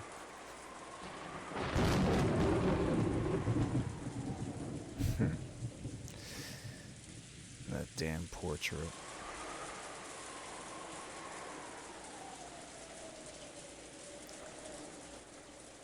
Huh? Damn, we got some good golf clubs. 親父は200億相当の黄金を隠し持っていて、その隠し場所をあの碑文に記したって言われてる。 Perhaps it was too early for them all to disperse into their individual rooms, because the relatives who had returned to the guest house all gathered on the first floor, continuing their chat. The topic was the witch's epitaph, which Erika had taken an interest in. 魅力的な謎ですね。誰にでも見られるところに堂々と張り出し、私たちの知恵に挑戦する。そういう挑戦大好きです。ひゅー、エリカちゃんは案外ノリがいいな。謎解きとか好きなのか？面白そうじゃないですか。そういう挑戦。多分金蔵さんはあの碑文によって跡継ぎを選ぼうというつもりに違いありませんね。No. When she said that, the adult stopped moving, and she slowly turned to face Erika. どうしてそう思うの？ Actually, why would she know that? Aunt Ava spoke with a coaxing voice. Though every now and then there had been whisperings among the relatives that whoever solved the Epitaph's riddle might be given the family's inheritance, there had been no more than wishful thinking, since such a thing had never been specifically stated. And yet, though she had only read it once, this outsider had already reached that conclusion. How had she come to it? No, that's not the problem. If you solve the epitaph, you can become the next head. She wasn't trying to make it sound like wishful thinking, but an outright fact. So they closed in around Erika, asking why she was so sure. 大富豪が謎を解いた者に富を譲るというのは割とよくあるシチュエーションです。そしてご当主の金蔵さんはその碑文を新聞に載せたのではなく Oh my god. These fucking tracks. These fucking tracks. These are goddamn great, like the great Ace Attorney ass tracks. お屋敷の中に掲示しました。つまりこのお屋敷の人間を対象にした謎だということです。そうだよな。この屋敷の中である以上、この屋敷に出入りできない者には解きようがない。Obviously one of the family members to do it. この屋敷の人間にじい様は挑戦してきたってわけだ。Yeah. グッと良い思考です。あの碑文が屋敷内にあったという一時からでもその程度のことを読み取ることが可能です。At first, this Fudo Erika girl seemed to be the fairly silent type, but that apparently wasn't the case. As she grew excited by a challenge to a game of witch, she became much more talkative than I imagined. なるほどな。屋敷の中に碑文があるのは屋敷の人間に読ませるためってのは確かに道理や。でも家督を譲る相手までも選ぶというのは言い切れるものなの？この謎を解いて得られる宝がほんのささやかなものでしかないなら私もそこまでは思いません。そうよね。隠された黄金の価値は200億。それはまさに後ろ宮家の財産そのものだ。それを受け継ぐということは後ろ宮家を引き継ぐことと限りなく同じ意味です。つまり碑文に込めた黄金の隠し場所という謎は後ろ宮家の実質的な後継者選びに他ならないということです。 The idea that the one who solved the epitaph would be chosen as successor had been passed around by some of the relatives for a while now. However, since it had never been specifically announced, it was never more than an optimistic dream. Thinking this, they decided to abandon all consideration of this point until the details were made clear. Erika clearly declared that this uncertain point was in fact true. If one of the relatives had said it, people would have thought it to be merely an optimistic dream. However, when this was declared by a complete outsider, those words seemed even more credible. Everyone remained silent for a while, slowly considering what those words implied. ただ碑文がそこに存在するだけで、フルドエリカはこの程度の推理が可能です。いかがでしょうか、皆様方。横やりで申し訳ねえけどさ、一応はうちの父さんが次期当主なわけだぜ。隠し黄金を誰が見つける云々はともかくよ、見つけたら当主ってのはそういうことにはならねえんじゃねえかよ。 Jessica thought the treasure hunting part of the epitaph was really fun. However, she couldn't help but let her expression grow bitter once they started talking about undermining her father's position. 私の推理から演繹する限り、金蔵さんは次期当主のクラウスさんに円滑な当主継承を望んでいないと考えられます。どうしてだよ。莫大な財産を持つ後宮家の当主なら、政治的な意味で様々な影響力を持つことになるでしょう。ならば本来その継承は厳格であり、一切の紛れが入るべきではありません。そうね。うちの人の好きな戦国武将の話でもよくあるわ。後継ぎ候補が複数いたりすると、大抵お家騒動の火種になる。そうやな。だからトラブルを未然に防ぐためにしっかりと後継者を指名しておくのが大切なんや。時には競合する後継者を粛清することさえあるんやで。 The Sengoku commander Hideyoshi admired Toyotomi Hideyoshi made his son-in-law Hidatsu Sogo commit seppuku. But it was rumored that he might have done this to make Hideyori, who was his real son and born after Hidetetsuko, his true heir. In other words, naming his successor was a way to make it eternally known that a single unique person would be acknowledged by everyone. In a way to remove any chance of another person becoming an opposing candidate. グッと、まさにその通りです。あのような碑文の存在は、クラウスさんの次期当主の肩書きを危ぶませる意味しかありません。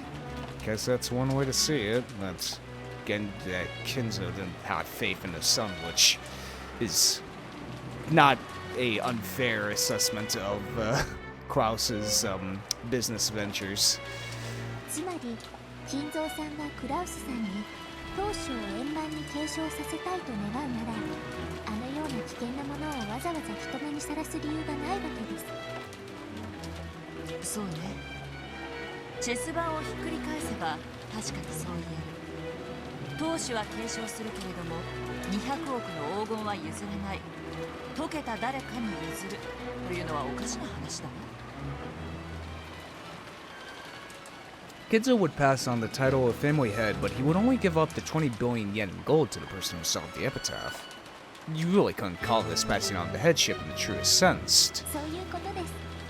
以上の推理により、金蔵さんがクラウスさんを本当に後継者だと認めていたか怪しむことができるわけです。ただ碑文がそこに存在するだけで、フルダエリカはこの程度の推理が可能です。いかがでしょうか、ジェシカさん。なんだよそれ。何が推理だ。デタラメだ。こじつけだ。 Jessica let her emotions weigh bare and glared at Erika. Erika, on the other hand, looked exceedingly calm with an expression that said, well, that's just the truth, right? Oh boy. I see. Looks like table manners aren't the only way this girl is fitting for the usual Mira family. Seems she really does match the family, even though it would be better if she didn't. Yep. まあまあ落ち着けよジェシカ。エリカもそれくらいにしろって。まあその後継者云々の話は置いといてもやな。いずれにせよお父さんからのビッグクエスチョンやというのは間違いないやろな。200億やで。マリアちゃん、もし見つけたら何に使う？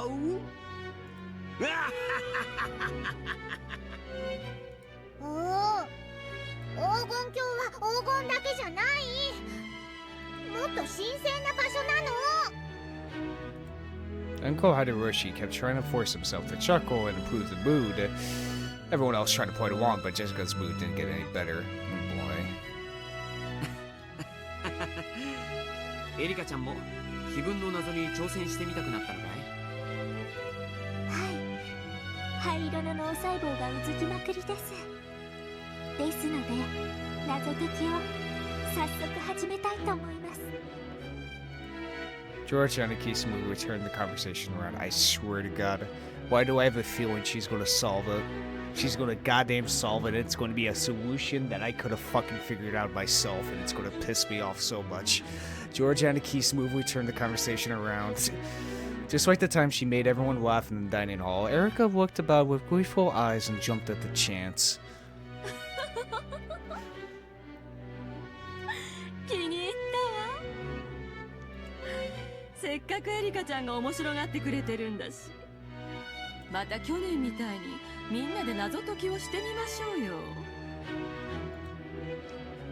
私コーヒー入れるわ。欲しい人は手を挙げて。マリアはダメよ。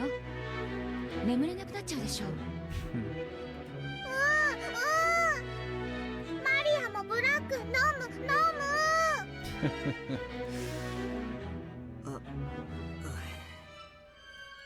ワクワクしません？こういう謎、私は大好きです。 Erika said that and smiled. Though she must have known that she ticked Jessica off and made the atmosphere sour, she just smiled nonchalantly. Oh boy. 別に10月5日の事件を待たなくても解ける謎はあるってわけ。そりゃ俺も何度か挑んださ。だがでもさっぱりわからなかったから投げ出して考えるのをやめたでしょ。Pissed me off, but I don't have a good counter for that. True. After all, I don't get the epitaph at all. I don't even know what the beloved hometown means, much less the parts about the sweet fish liver and the key. Thinking that a few more hints would show up if I waited. I kept on waiting, and just stopped thinking. あなたなりの答えは準備できてる？ Something to do with the definition of liver. 私が今から解いちゃうから。Oh, god damn it. Oh, fuck. Shit. ベルンはね、ここで碑文の謎を解いちゃったのよ。さすが奇跡の魔女ね。解ける謎であるならば難易度に関係なく必ず解ける。今度は解くのに何年かけたの？失敬ね。かけらをほんの数百個ほど漁っただけじゃない。やっぱり恐ろしいわ、あんたは。それは赤で答えをいきなり語るとかそういうインチキじゃねえんだろうな。 Yeah, sure your fucking answers, damn it. 安心なさい。あなたと同じプレイヤーとしてのルールにのっとってよ。じゃあ始めようかしら。ここじゃ狭いわ。海の上で話しましょう。Oh boy. オッケー。酔わないでねバトラー。海って何の話だ？ See fragments?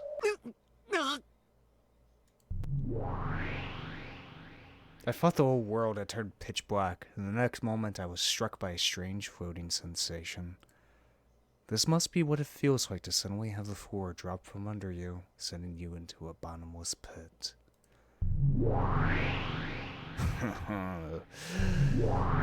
Now doesn't this look familiar? When I looked, I saw the two witches and I had been thrown into a pitch-black universe. In this space, every direction was covered in an endless darkness, and felt like a limitless expanse filled with countless glittering objects.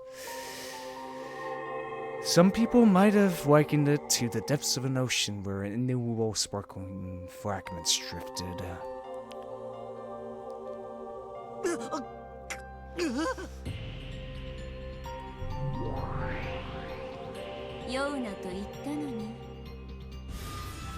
Ju력の概念が欲しいなら自分で生み出しなさい。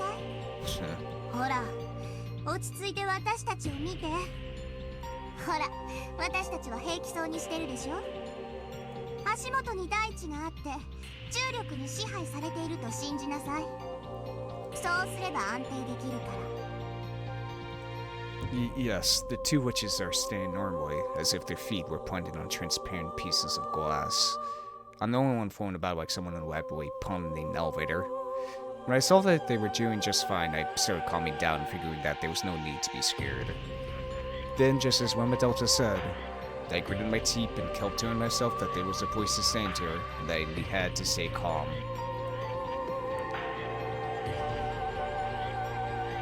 Whoa. お上手お上手。あんたの名前は？後ろ宮バトラー。他の誰にも言えるよ。オッケー。自分の意志、感情、姿や形を決して喪失してはダメよ。ここは海なんだからね。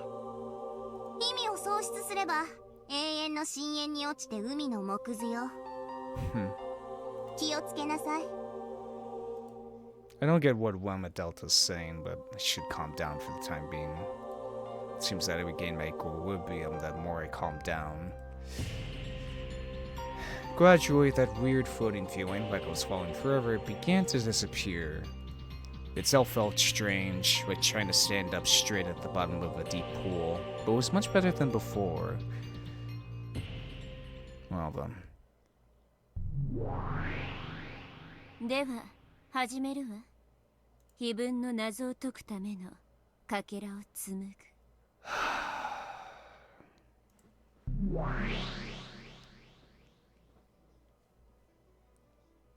Burn Castle opened both of her hands.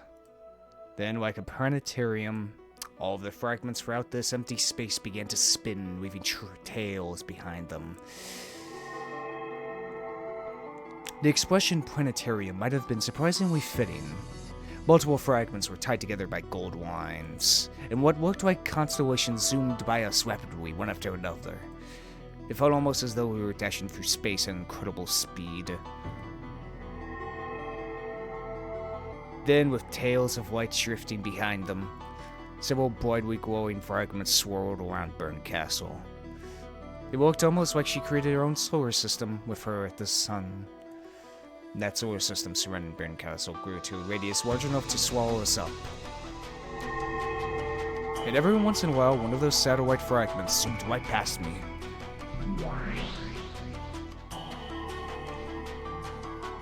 Oh, fuck.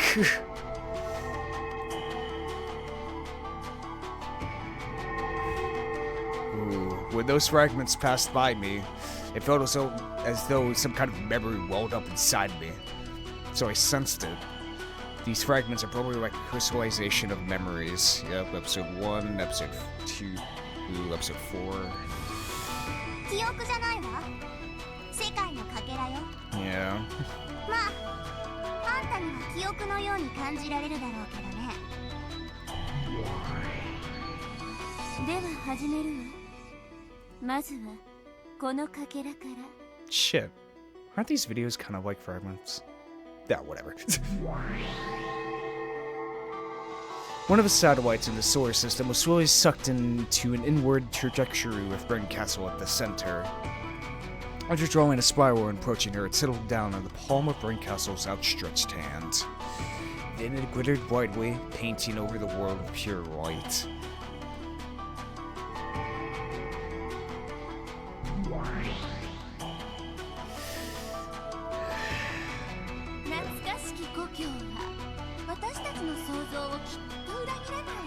Yeah, so free.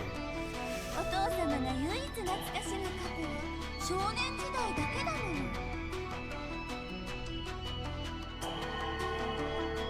の。覚えてるぞ。 Wait. Dear hometown. Is that referring to the other mansion? これは Maybe. 第3のゲームでエヴァおばさんが碑文の謎を解く直前にしていた自分の中の魔女とやらとの考察だ。そうよ。そしてこの考察から彼女は正解を紡ぎ出した。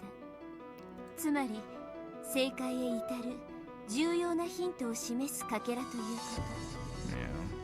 と。つまりこの推理は間違っていないということなのよ。つまり懐かしき故郷とやらは何かの比喩でも何でもなく、そのままじいさまが少年時代を過ごした故郷と読み取っていいと。そういうこと。Hmm. そして少なくともそれは小田原ではないわ。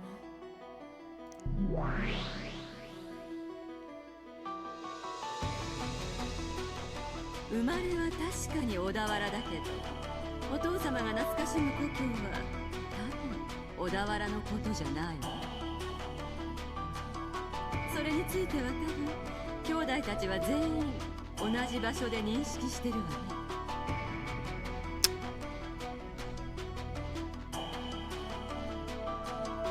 Behold the sweetfish river running through my beloved home of old. That has to be the second fucking mansion. そうね。多分小田原じゃないわね。聞いた話ではとても楽しい少年時代だったそうよ。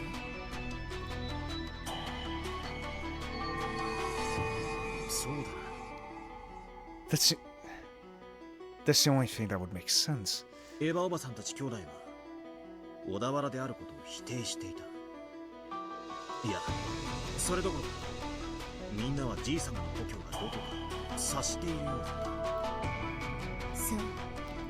そして意地悪なことに、それがどこなのかはどのかけらでも語っていない。Yeah. そりゃそうでしょう。それを教えてあげちゃったらヒントが過ぎちゃうよ。 Shut up. 難易度の高い謎でなきゃ意味がないんだから。あらいけない。これもヒントになっちゃうわね。Oh. Point the fuck. Whatever.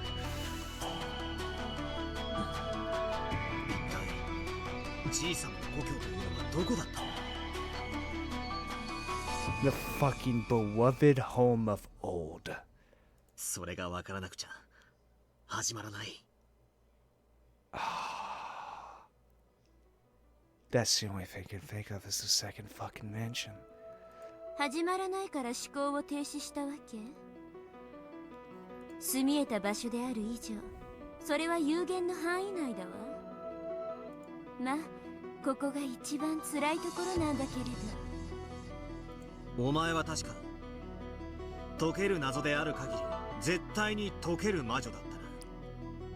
つまりお前はその有限の範囲内、つまり地球上の全てからじいさまの住んでそうな土地を全て想定して考えたのか。そうしてもいいけれど、それじゃあ時間がいくらあっても足りないわ。だからさらにヒントを加味して答えを絞る必要があった。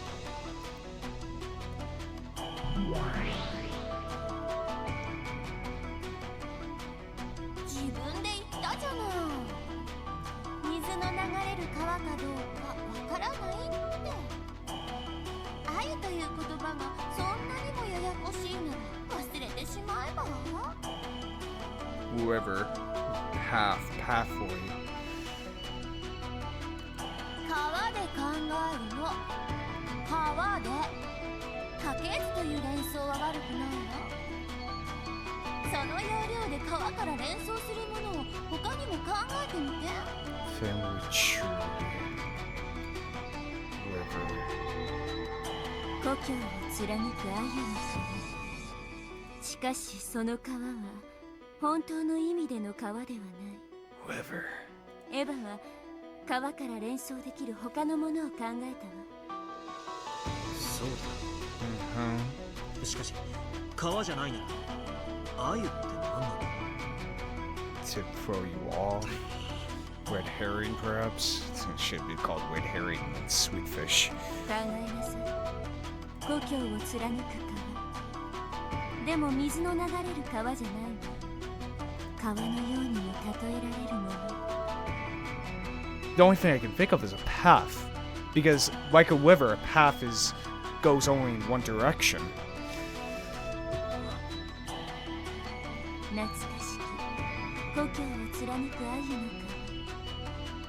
川。エヴァは故郷がどこか分かってたからアユというヒントを切り捨てて考えたけど、故郷を知らない私たちにはヒントになりうるかもしれないわ。 Sweet fish, sweet fish.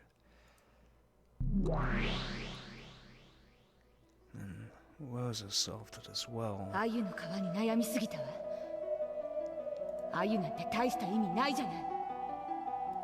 そんなことないわよ。立派なヒントだったじゃない。 Sweet fish. ああ、確かにアユである必要はなかったかもね。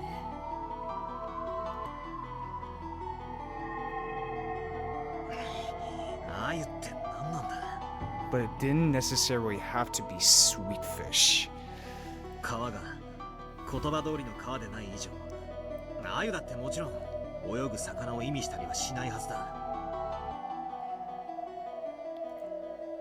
そうね。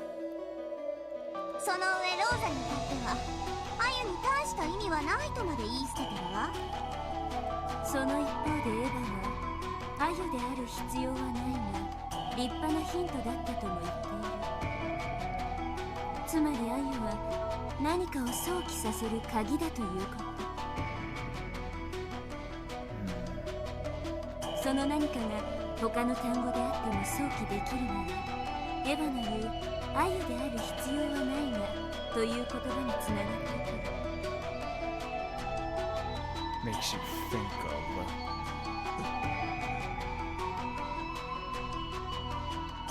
aquatic fish.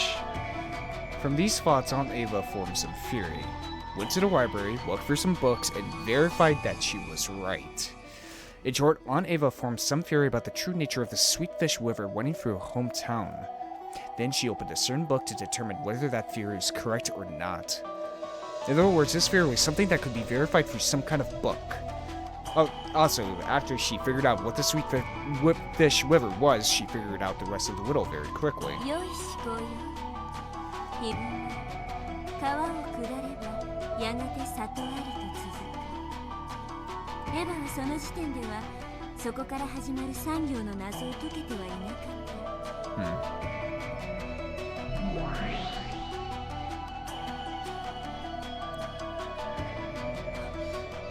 里って何？里ってどういう意味？この川を下ると里なんてあるの？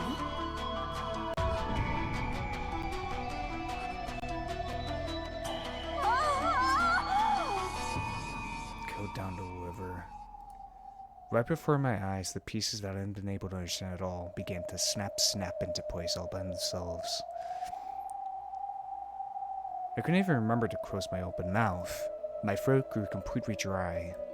Is it really okay for this to be the answer? Really? Really? つまり故郷を貫くアユの川が分かれ We can solve it. That's it. 自動的に川を下れば里あり云々が分かって黄金鏡の鍵が手に入るってわけだ。そういうことよ。エヴァもその書物を読んで確かめるまでは川を下った里のことはわからなかったみたいだし。くそ、その書物って何なんだ。 Village. Family tree. Dictionary. What does a village refer to in the dictionary? Have I been misremembering? I really thought it was river she checked.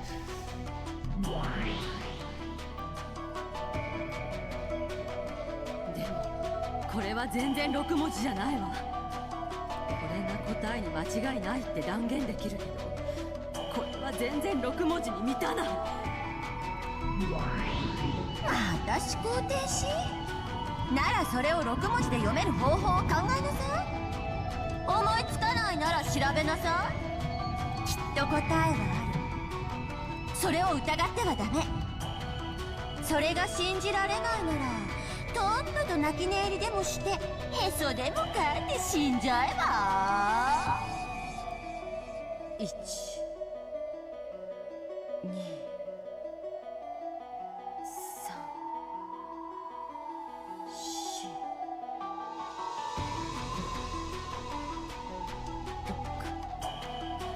6 characters.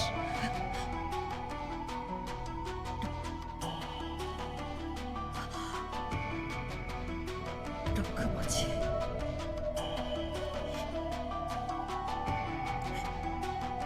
見つけた。これが黄金鏡への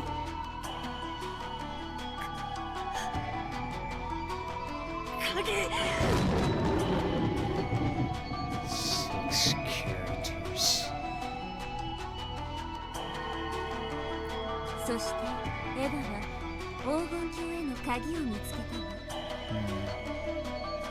ああ、そしてその鍵というのは6文字の何か。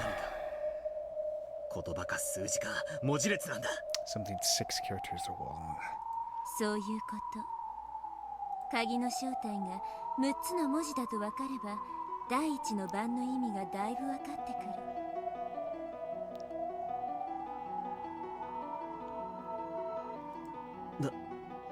第一の鍵の選び師6人を生贄に捧げよう。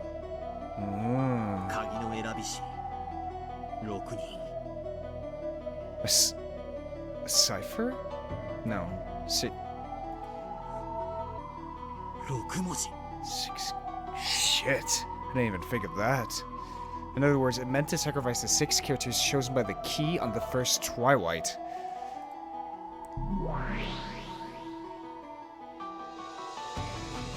この鍵がある特定の6人を指し示す。いえ、ある特定の6つを指し示すというべきね。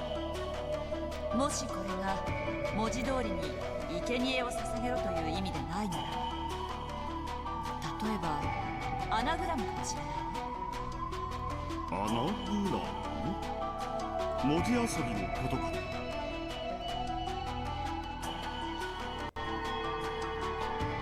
Yes, Curious-san had been thinking that way ever since that moment. Yeah. 第2の番に残されし者はということは、少なくともその何かは有限の文字数。そこから6文字を抜いて残った文字で話を進めろと読み解けるわ。 First 6 characters are removed. つまり第一の6文字以上の文字列から鍵である6文字を殺し、Yeah. 残った文字でどうにかしろという意味なんだ。 Wait, sweet.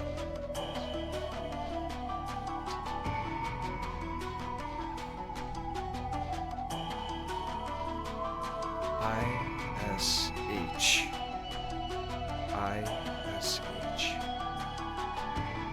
This is only... Okay, so what I'm trying to... Okay, I'm figuring out... So we take the... Okay. So sweet fish. Well, it doesn't have to refer to sweet fish as they just said.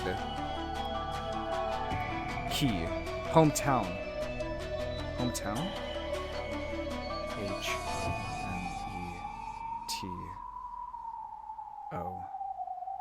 Wait. H-O-M-E-T-O.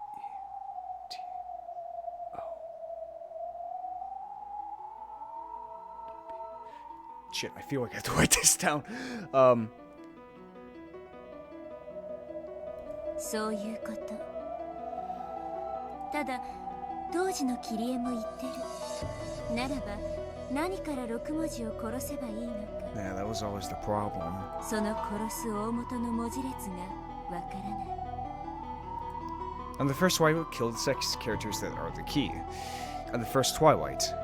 つまり第一の番という時点でもう何かの文字列が存在するということなのか。Yeah. しかし第一の番じゃ4文字しかない。It's very much true. 他の読み方か。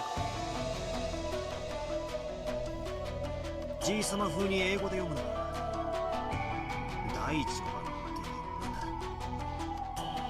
ファーストナイト。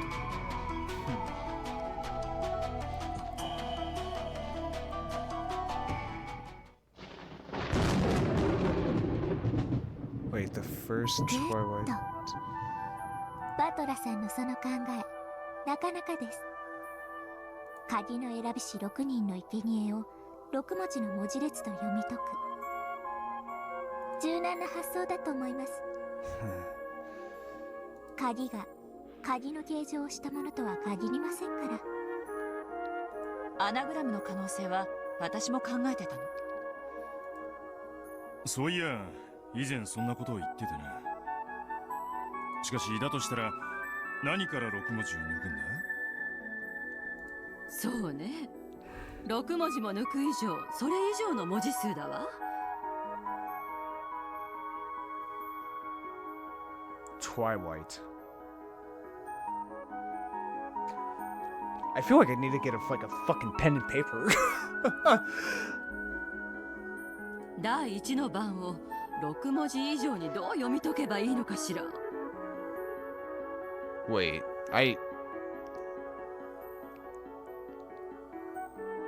I'm actually considering actually getting a fucking pen and paper because that'd be much easier for me.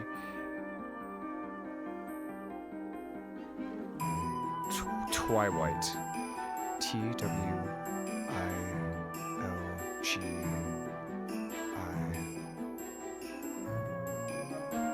Twilight. お父様のセンスならやっぱり英語なのかしら。行き詰まるようなら先に第2の番に進みヒントを探してみましょう。残されし者は寄り添う2人を引き裂け。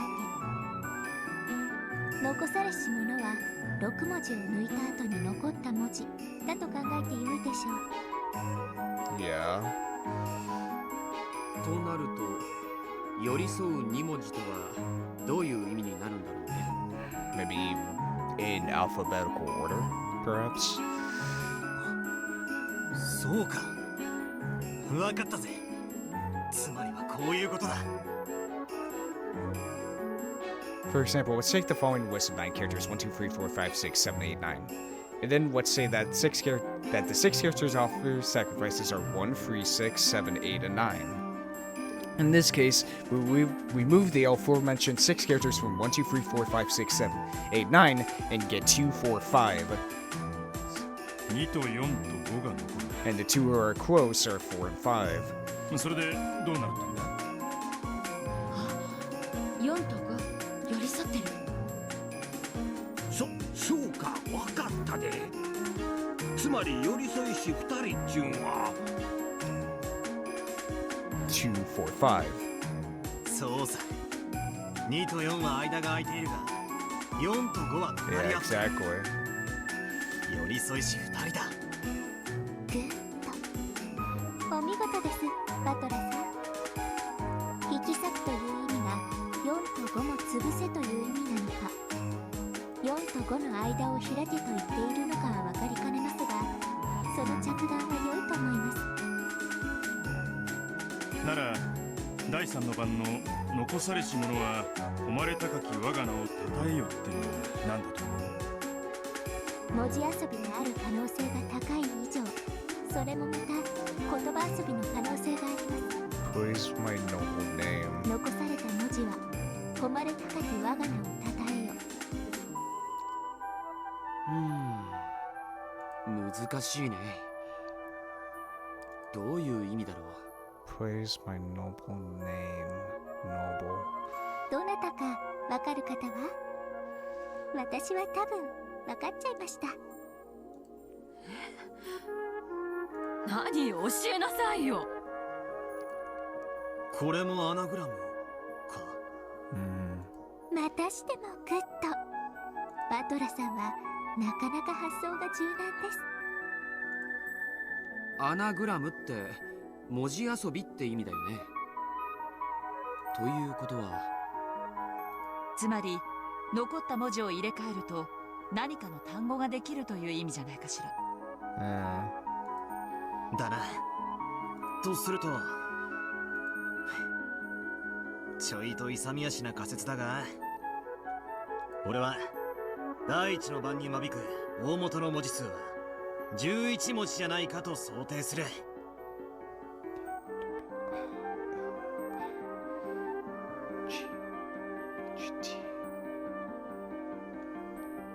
またしてもお見事。私も同じ見解でした。どうしてや。11 characters long. どうして11文字なんて言えるんや。生贄を一人殺すというのは文字を一文字潰すことを意味すると思われます。第二の番の引き下げをとりあえず2文字の間を開けという意味で解釈した場合なら11文字。この引き下げが2文字を潰せという意味なら13文字になると想定されます。So it's like it's a sentence, it's a space. If we tear it apart. なぜならその後の第4の番から第8の番にかけて5回殺せという記述が出るからです。そしてその次の第9の番で誰も生き残れないと書かれています。魔女が蘇るって部分をとりあえず無視するなら、これは第一の番に6文字潰し、寄り添った文字を割いて、さらにぴったり文字がなくなるという意味ではないかと考えたんだ。So that makes 6 plus 5, or 11 characters. Yeah, okay. If tearing apart the two who are close in the second twilight means to kill both of them, that makes 6 plus 2 plus 5, or 13 characters. There's a chance the word symbolizing the first twilight has 11 or 13 characters. Wait, couldn't be that easy, could it? Yeah. 実にお見事です。私とまさに同じ推理。Okay. バトラさんもどうやら私と同じ灰色の脳細胞に恵まれているようですね。Okay, yeah, that makes sense. よせやい。適当だぜ、適当。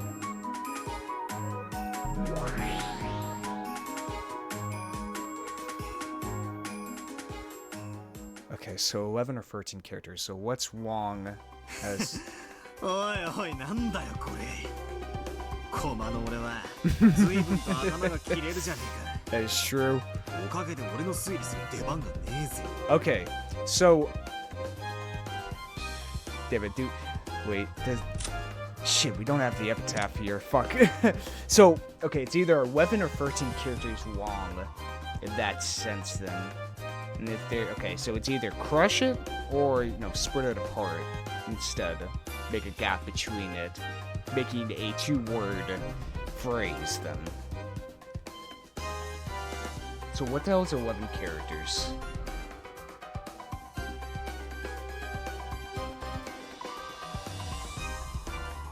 I'm trying to think of a word.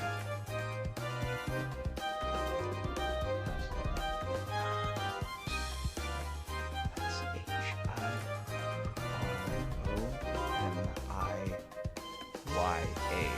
That's down. 11, 13 characters. What phrase have we heard? What?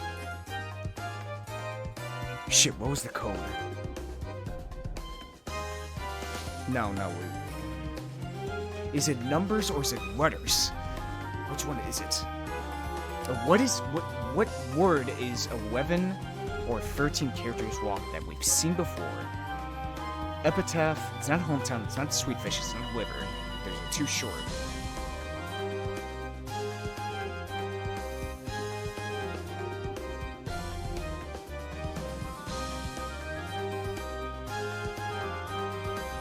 Wait.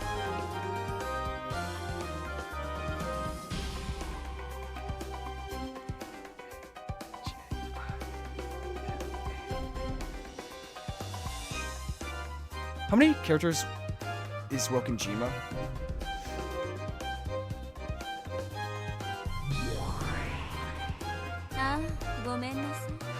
Wokajima, hometown, where he spent his youth.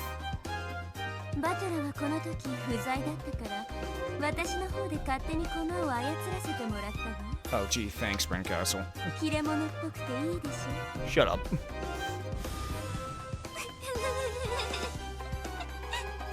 Let me figure it out myself, damn it!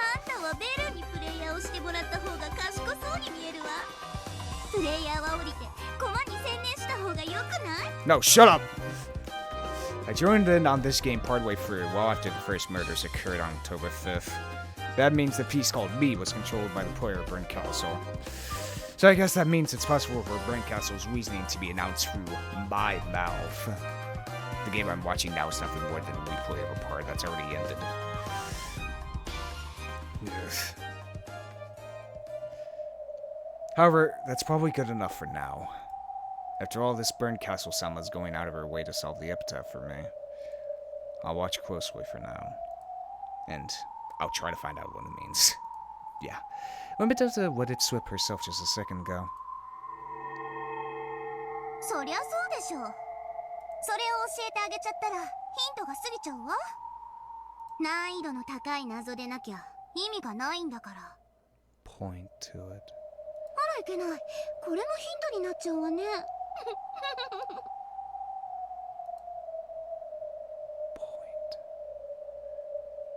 The theory about grandfather creating the epitaph in order to choose his successor isn't bad at all. Erika and Berncastle's logic is extremely reasonable. But that's only if we assume grandfather was the one to create it.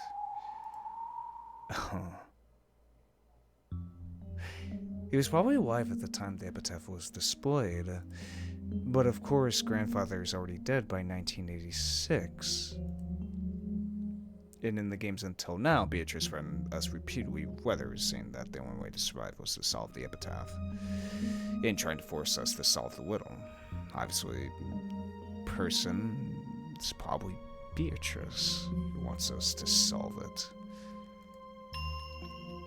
In other words, it was Beatrice's intention or hope that we would try solving the riddle of the epitaph. The epitaph is so confusing that in most cases, the Weltubs never seriously tried solving it until the frightening letters started to arrive. That's why Beatrice fired the starting pistol and made us take a go at it. Why is Beatrice carrying out grandfather's will after his death? Yeah, that was a good question.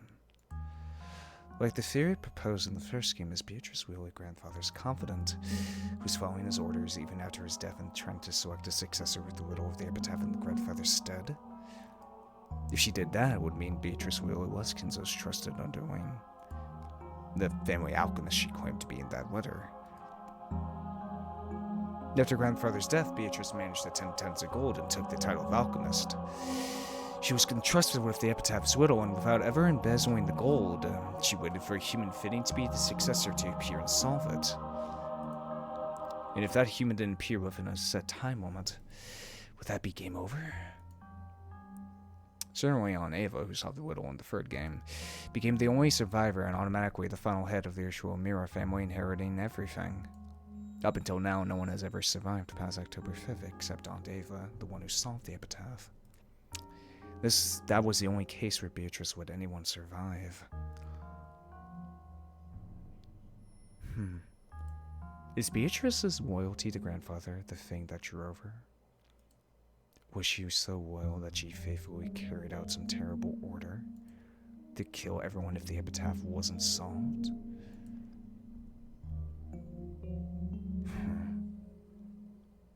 Like a puppet on strings. I must not stop thinking. Don't stop thinking. Don't just think of the riddle itself. Think about why it's significant. Significance, the riddle.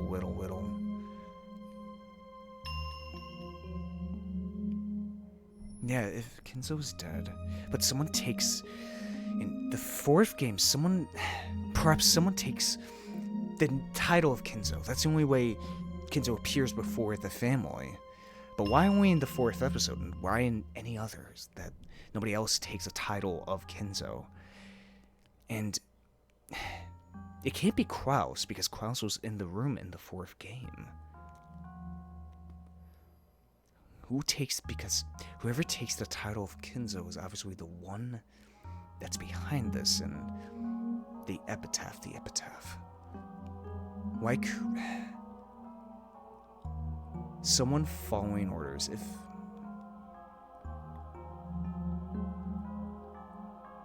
I'm trying to think. I'm trying to think here.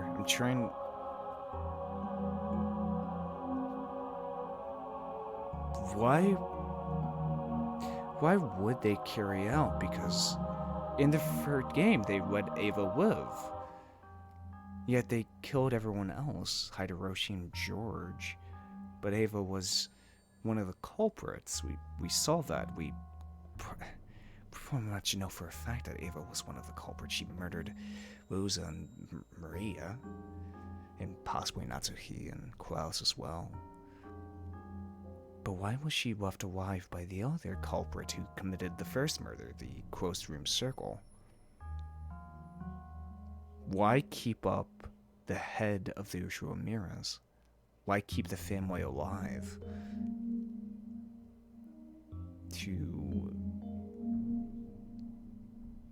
Why would they do that? Why would they keep Ava alive? Wouldn't it just be easier to kill her?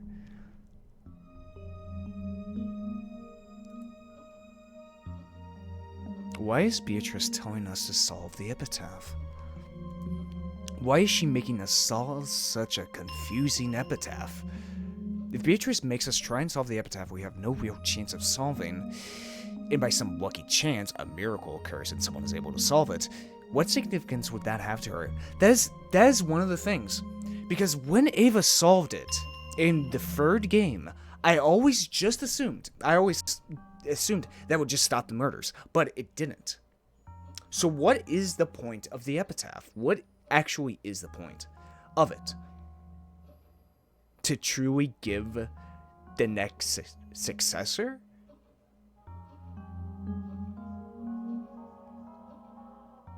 There's no way in... What would be the point of solving the epitaph? I don't know, what such a miracle would be worth to Bito?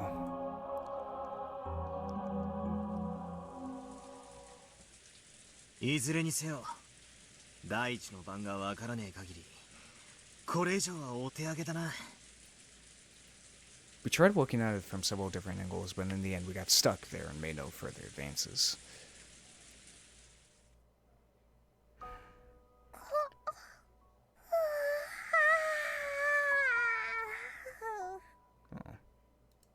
Maria let out an extra large yawn. This caused several other people to yawn. We've been using our heads so much that everyone had gotten a little sleepy. Jessica would have been silent and irritated the whole time, quickly stood up.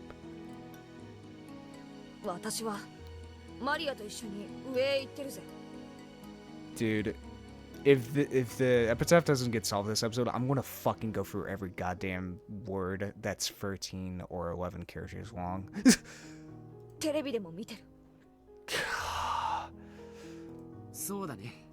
I swear to God, I'll do it.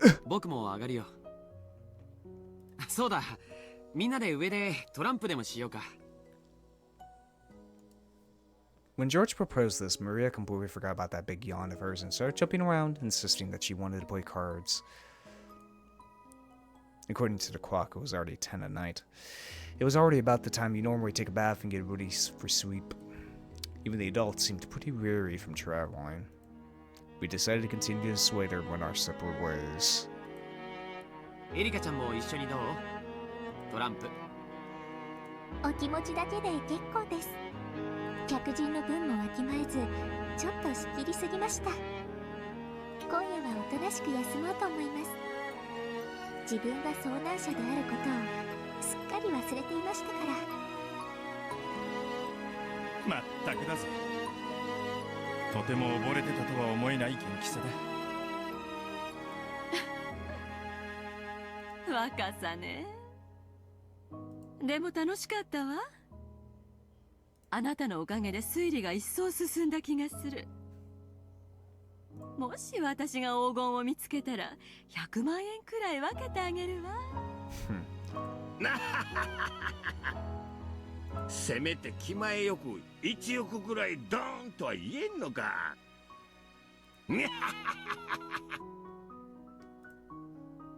結構です。私に興味があるのは謎解きだけですので。それではこれで失礼します。おやすみなさい。おやすみ。あら、バトラ君は上に行かないの？俺はちょっと面白くなっちまう。もう少しここで考えをまとめてみます。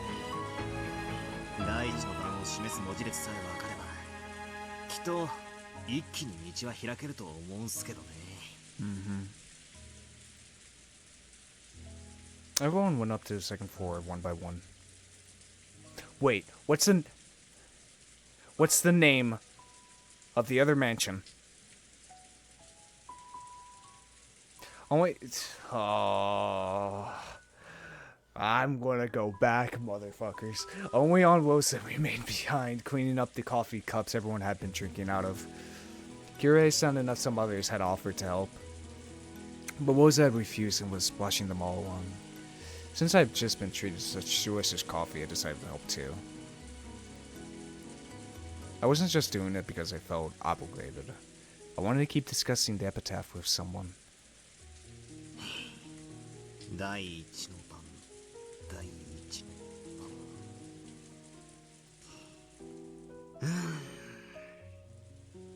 番。ローザおばさんはなんか思いつく文字列とか言葉あるっすか？さあ、私には全然。でも第一の番じゃなくて第10の番はちょっと気になったかしら。第10の番？何ですか？黄金鏡って単語何度も出てくるでしょ。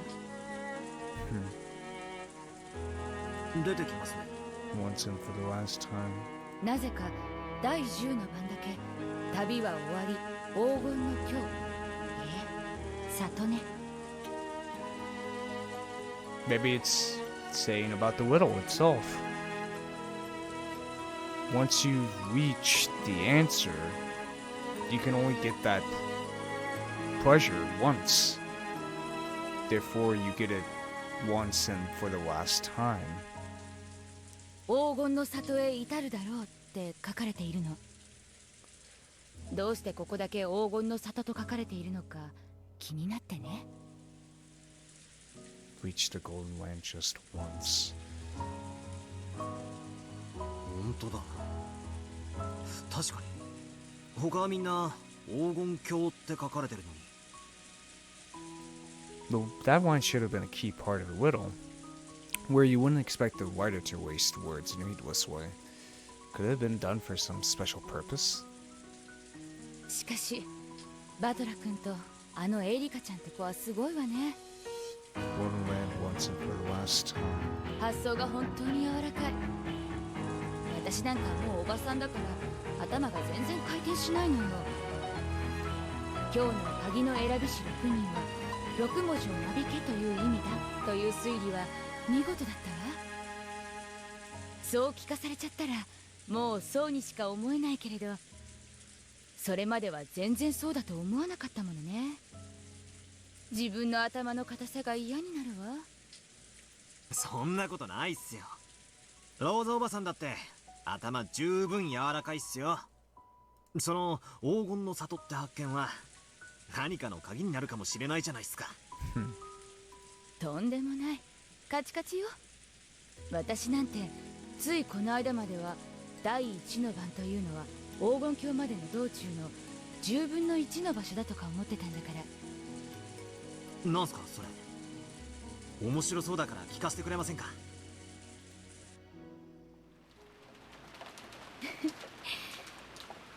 だって第一の番の前の行に黄金鏡へ旅立つべしって書いてあるでしょ。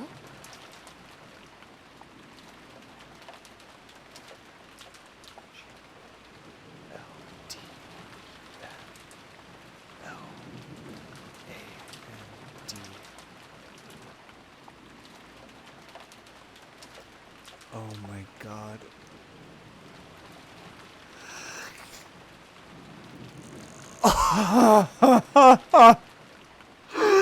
The fucking word is golden land! It's 13 characters. Right? T. No. No, T. No, that's the. Just golden land. GOLDENLAND. That's 10. No. No. No. Wait. Fuck. Wait. Are we including the?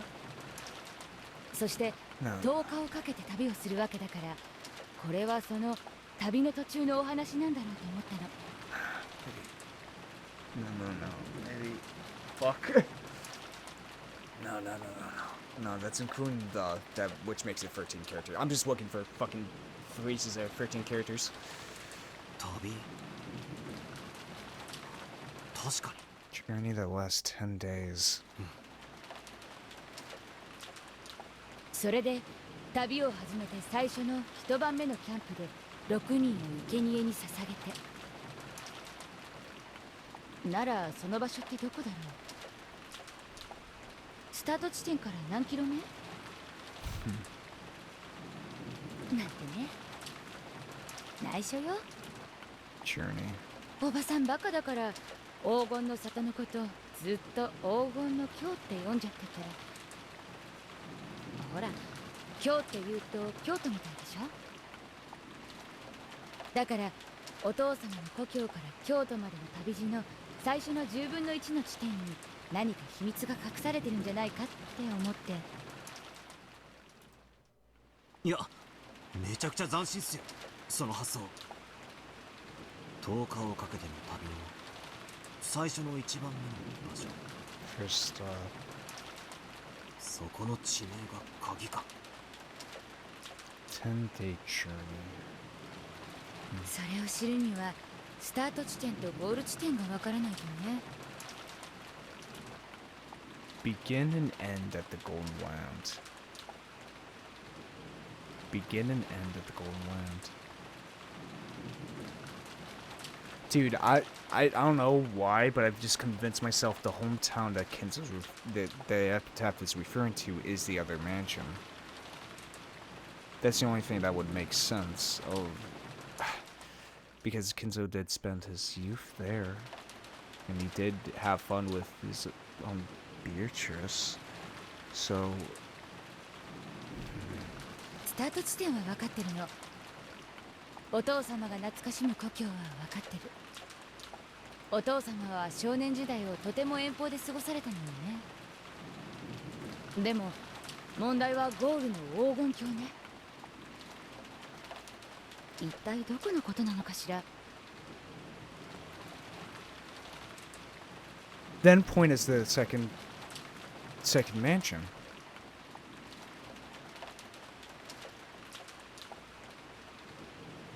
それが分からなきゃ私の説もさっぱり。I feel like that. Oh God, I feel like I'm there. I just need it. 長いことここで行き詰まってたんだけど、今日のバトラ君たちの推理を聞いてて、やっぱり私の恥ずかしい勘違いだったんだわって思い知ったわ。いや、それはそれできっと面白い発想だと思います。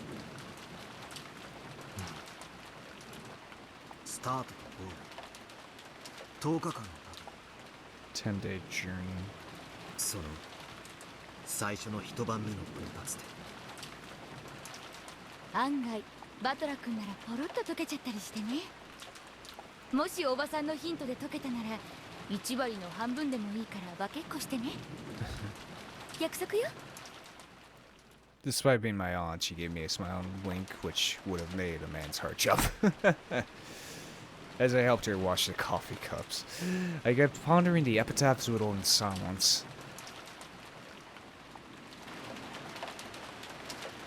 11, 13 characters, 10-day journey, beginning and end point.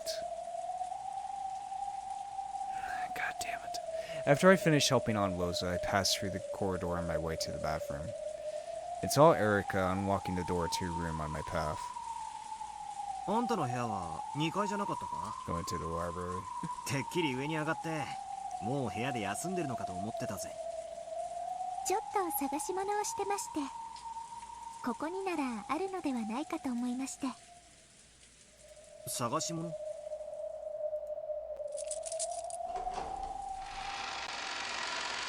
Erika unlocked the door and opened it. A dusty smell drifted out. It was the library. You know, I remembered... I remember looking back at past videos of episode 4 in order to write down some notes summarizing the events of there. It was before I started up episode 5, you know.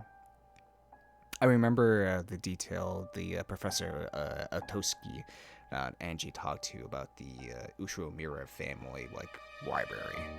About how it contained many, you know, books and whatever, and how basically it made the Wokenjiba incident worldwide because of the library, and I think it's referring to this. Like, this particular library, which would make sense why... Like, yeah, why Ava would know about it and sell the rest of it off. Maybe the first book she sold was the one she saw the Epitaph with. It was the library. For a library, the gaps between bookshelves were extremely small. This was obviously built for storing books, not reading them. 探し物ってのは本なのか本と言いますか、まあ資料です。どうしてもしたい調べ物がありまして。碑文の謎に関する探し物か。まだ諦めてなかったとは殊勝なこったな。200億の黄金は魅力か。I didn't give him up either. Apparently being stubborn is something we both share. まさか。私にとって興味があるのは謎解きだけ。黄金を求めるのは推理が正しかったことの証明が欲しいからだけです。仮に見つけても猫パパなんてしませんのでご安心を。She immediately cast my comment aside, saying that she just likes solving riddles and had no interest at all in the gold. I thought she was pretty weird from the start, and looks like the impression was spot on. Erika slowly circled the bookshelves, searching for the book she was after. 碑文の謎解きなら俺もまだ挑戦中だぜ。ああ、そうそう。さっきローザおばさんに第一の晩のヒントになるかもしれない面白い話を聞いたぜ。I don't know why this just popped in my head, but Rosa mentioning Journey. I don't know. For some reason, I just thought of Journey to the West. I don't know why. 伺います。 Erika asked this while stopping their search, or even turning to face me. 第一の晩にの前の行に鍵を手にせし者は以下に従いうんぬんってのがあったろ。Chosen by the key. You who laid hand upon the key must journal as follows to the golden land. Gouge the head, chest, stomach, knee, L. Head, H, C, S, K, L. Gouge the leg, knee, stomach, chest, head. So it's a phrase with the letters H, C, S, K, L in it. What phrase would that be, or what word that be? 鍵を手にせし者は以下に従えて黄金鏡へ旅立つべし。ふう、もう暗記したのかよ。さすがだな。それがどうかしたんですか？黄金鏡へ旅立つべしだろ。ローザおばさんは第10の番、すなわち10日をかけて懐かしき故郷から黄金鏡へ向けて旅に出るということを連想したらしい。 I don't know why. 10-day journey. I'm just thinking about books now. I'm like just thinking of like Western, Eastern books about journeys. Like, I don't know, travel the world in 80 days, but no, 10 days. 実はそれは私も気づいてました。10日かかる旅路の1日目にたどり着く場所、そこから生贄を捧げる。ああ、ローザおばさんもまさにそれを想像した。 First 6 would be the mansion. 面白い推理だと俺も思う。10日の旅の初日にたどり着く場所、その土地、もしくは地名が鍵になるんじゃねえかってな。地名が鍵になるのではないかという推測は私もしています。だから資料が見たいんです。推測を確信に変えるために。あんた、探し物は何なの？ Then Erika's hand suddenly stopped, and she slowly pulled it out.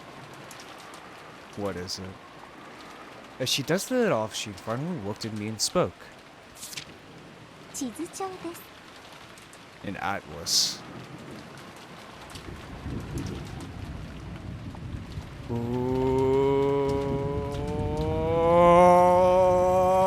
Oh shit!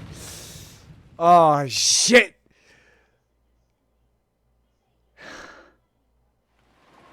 An atlas. A fucking atlas.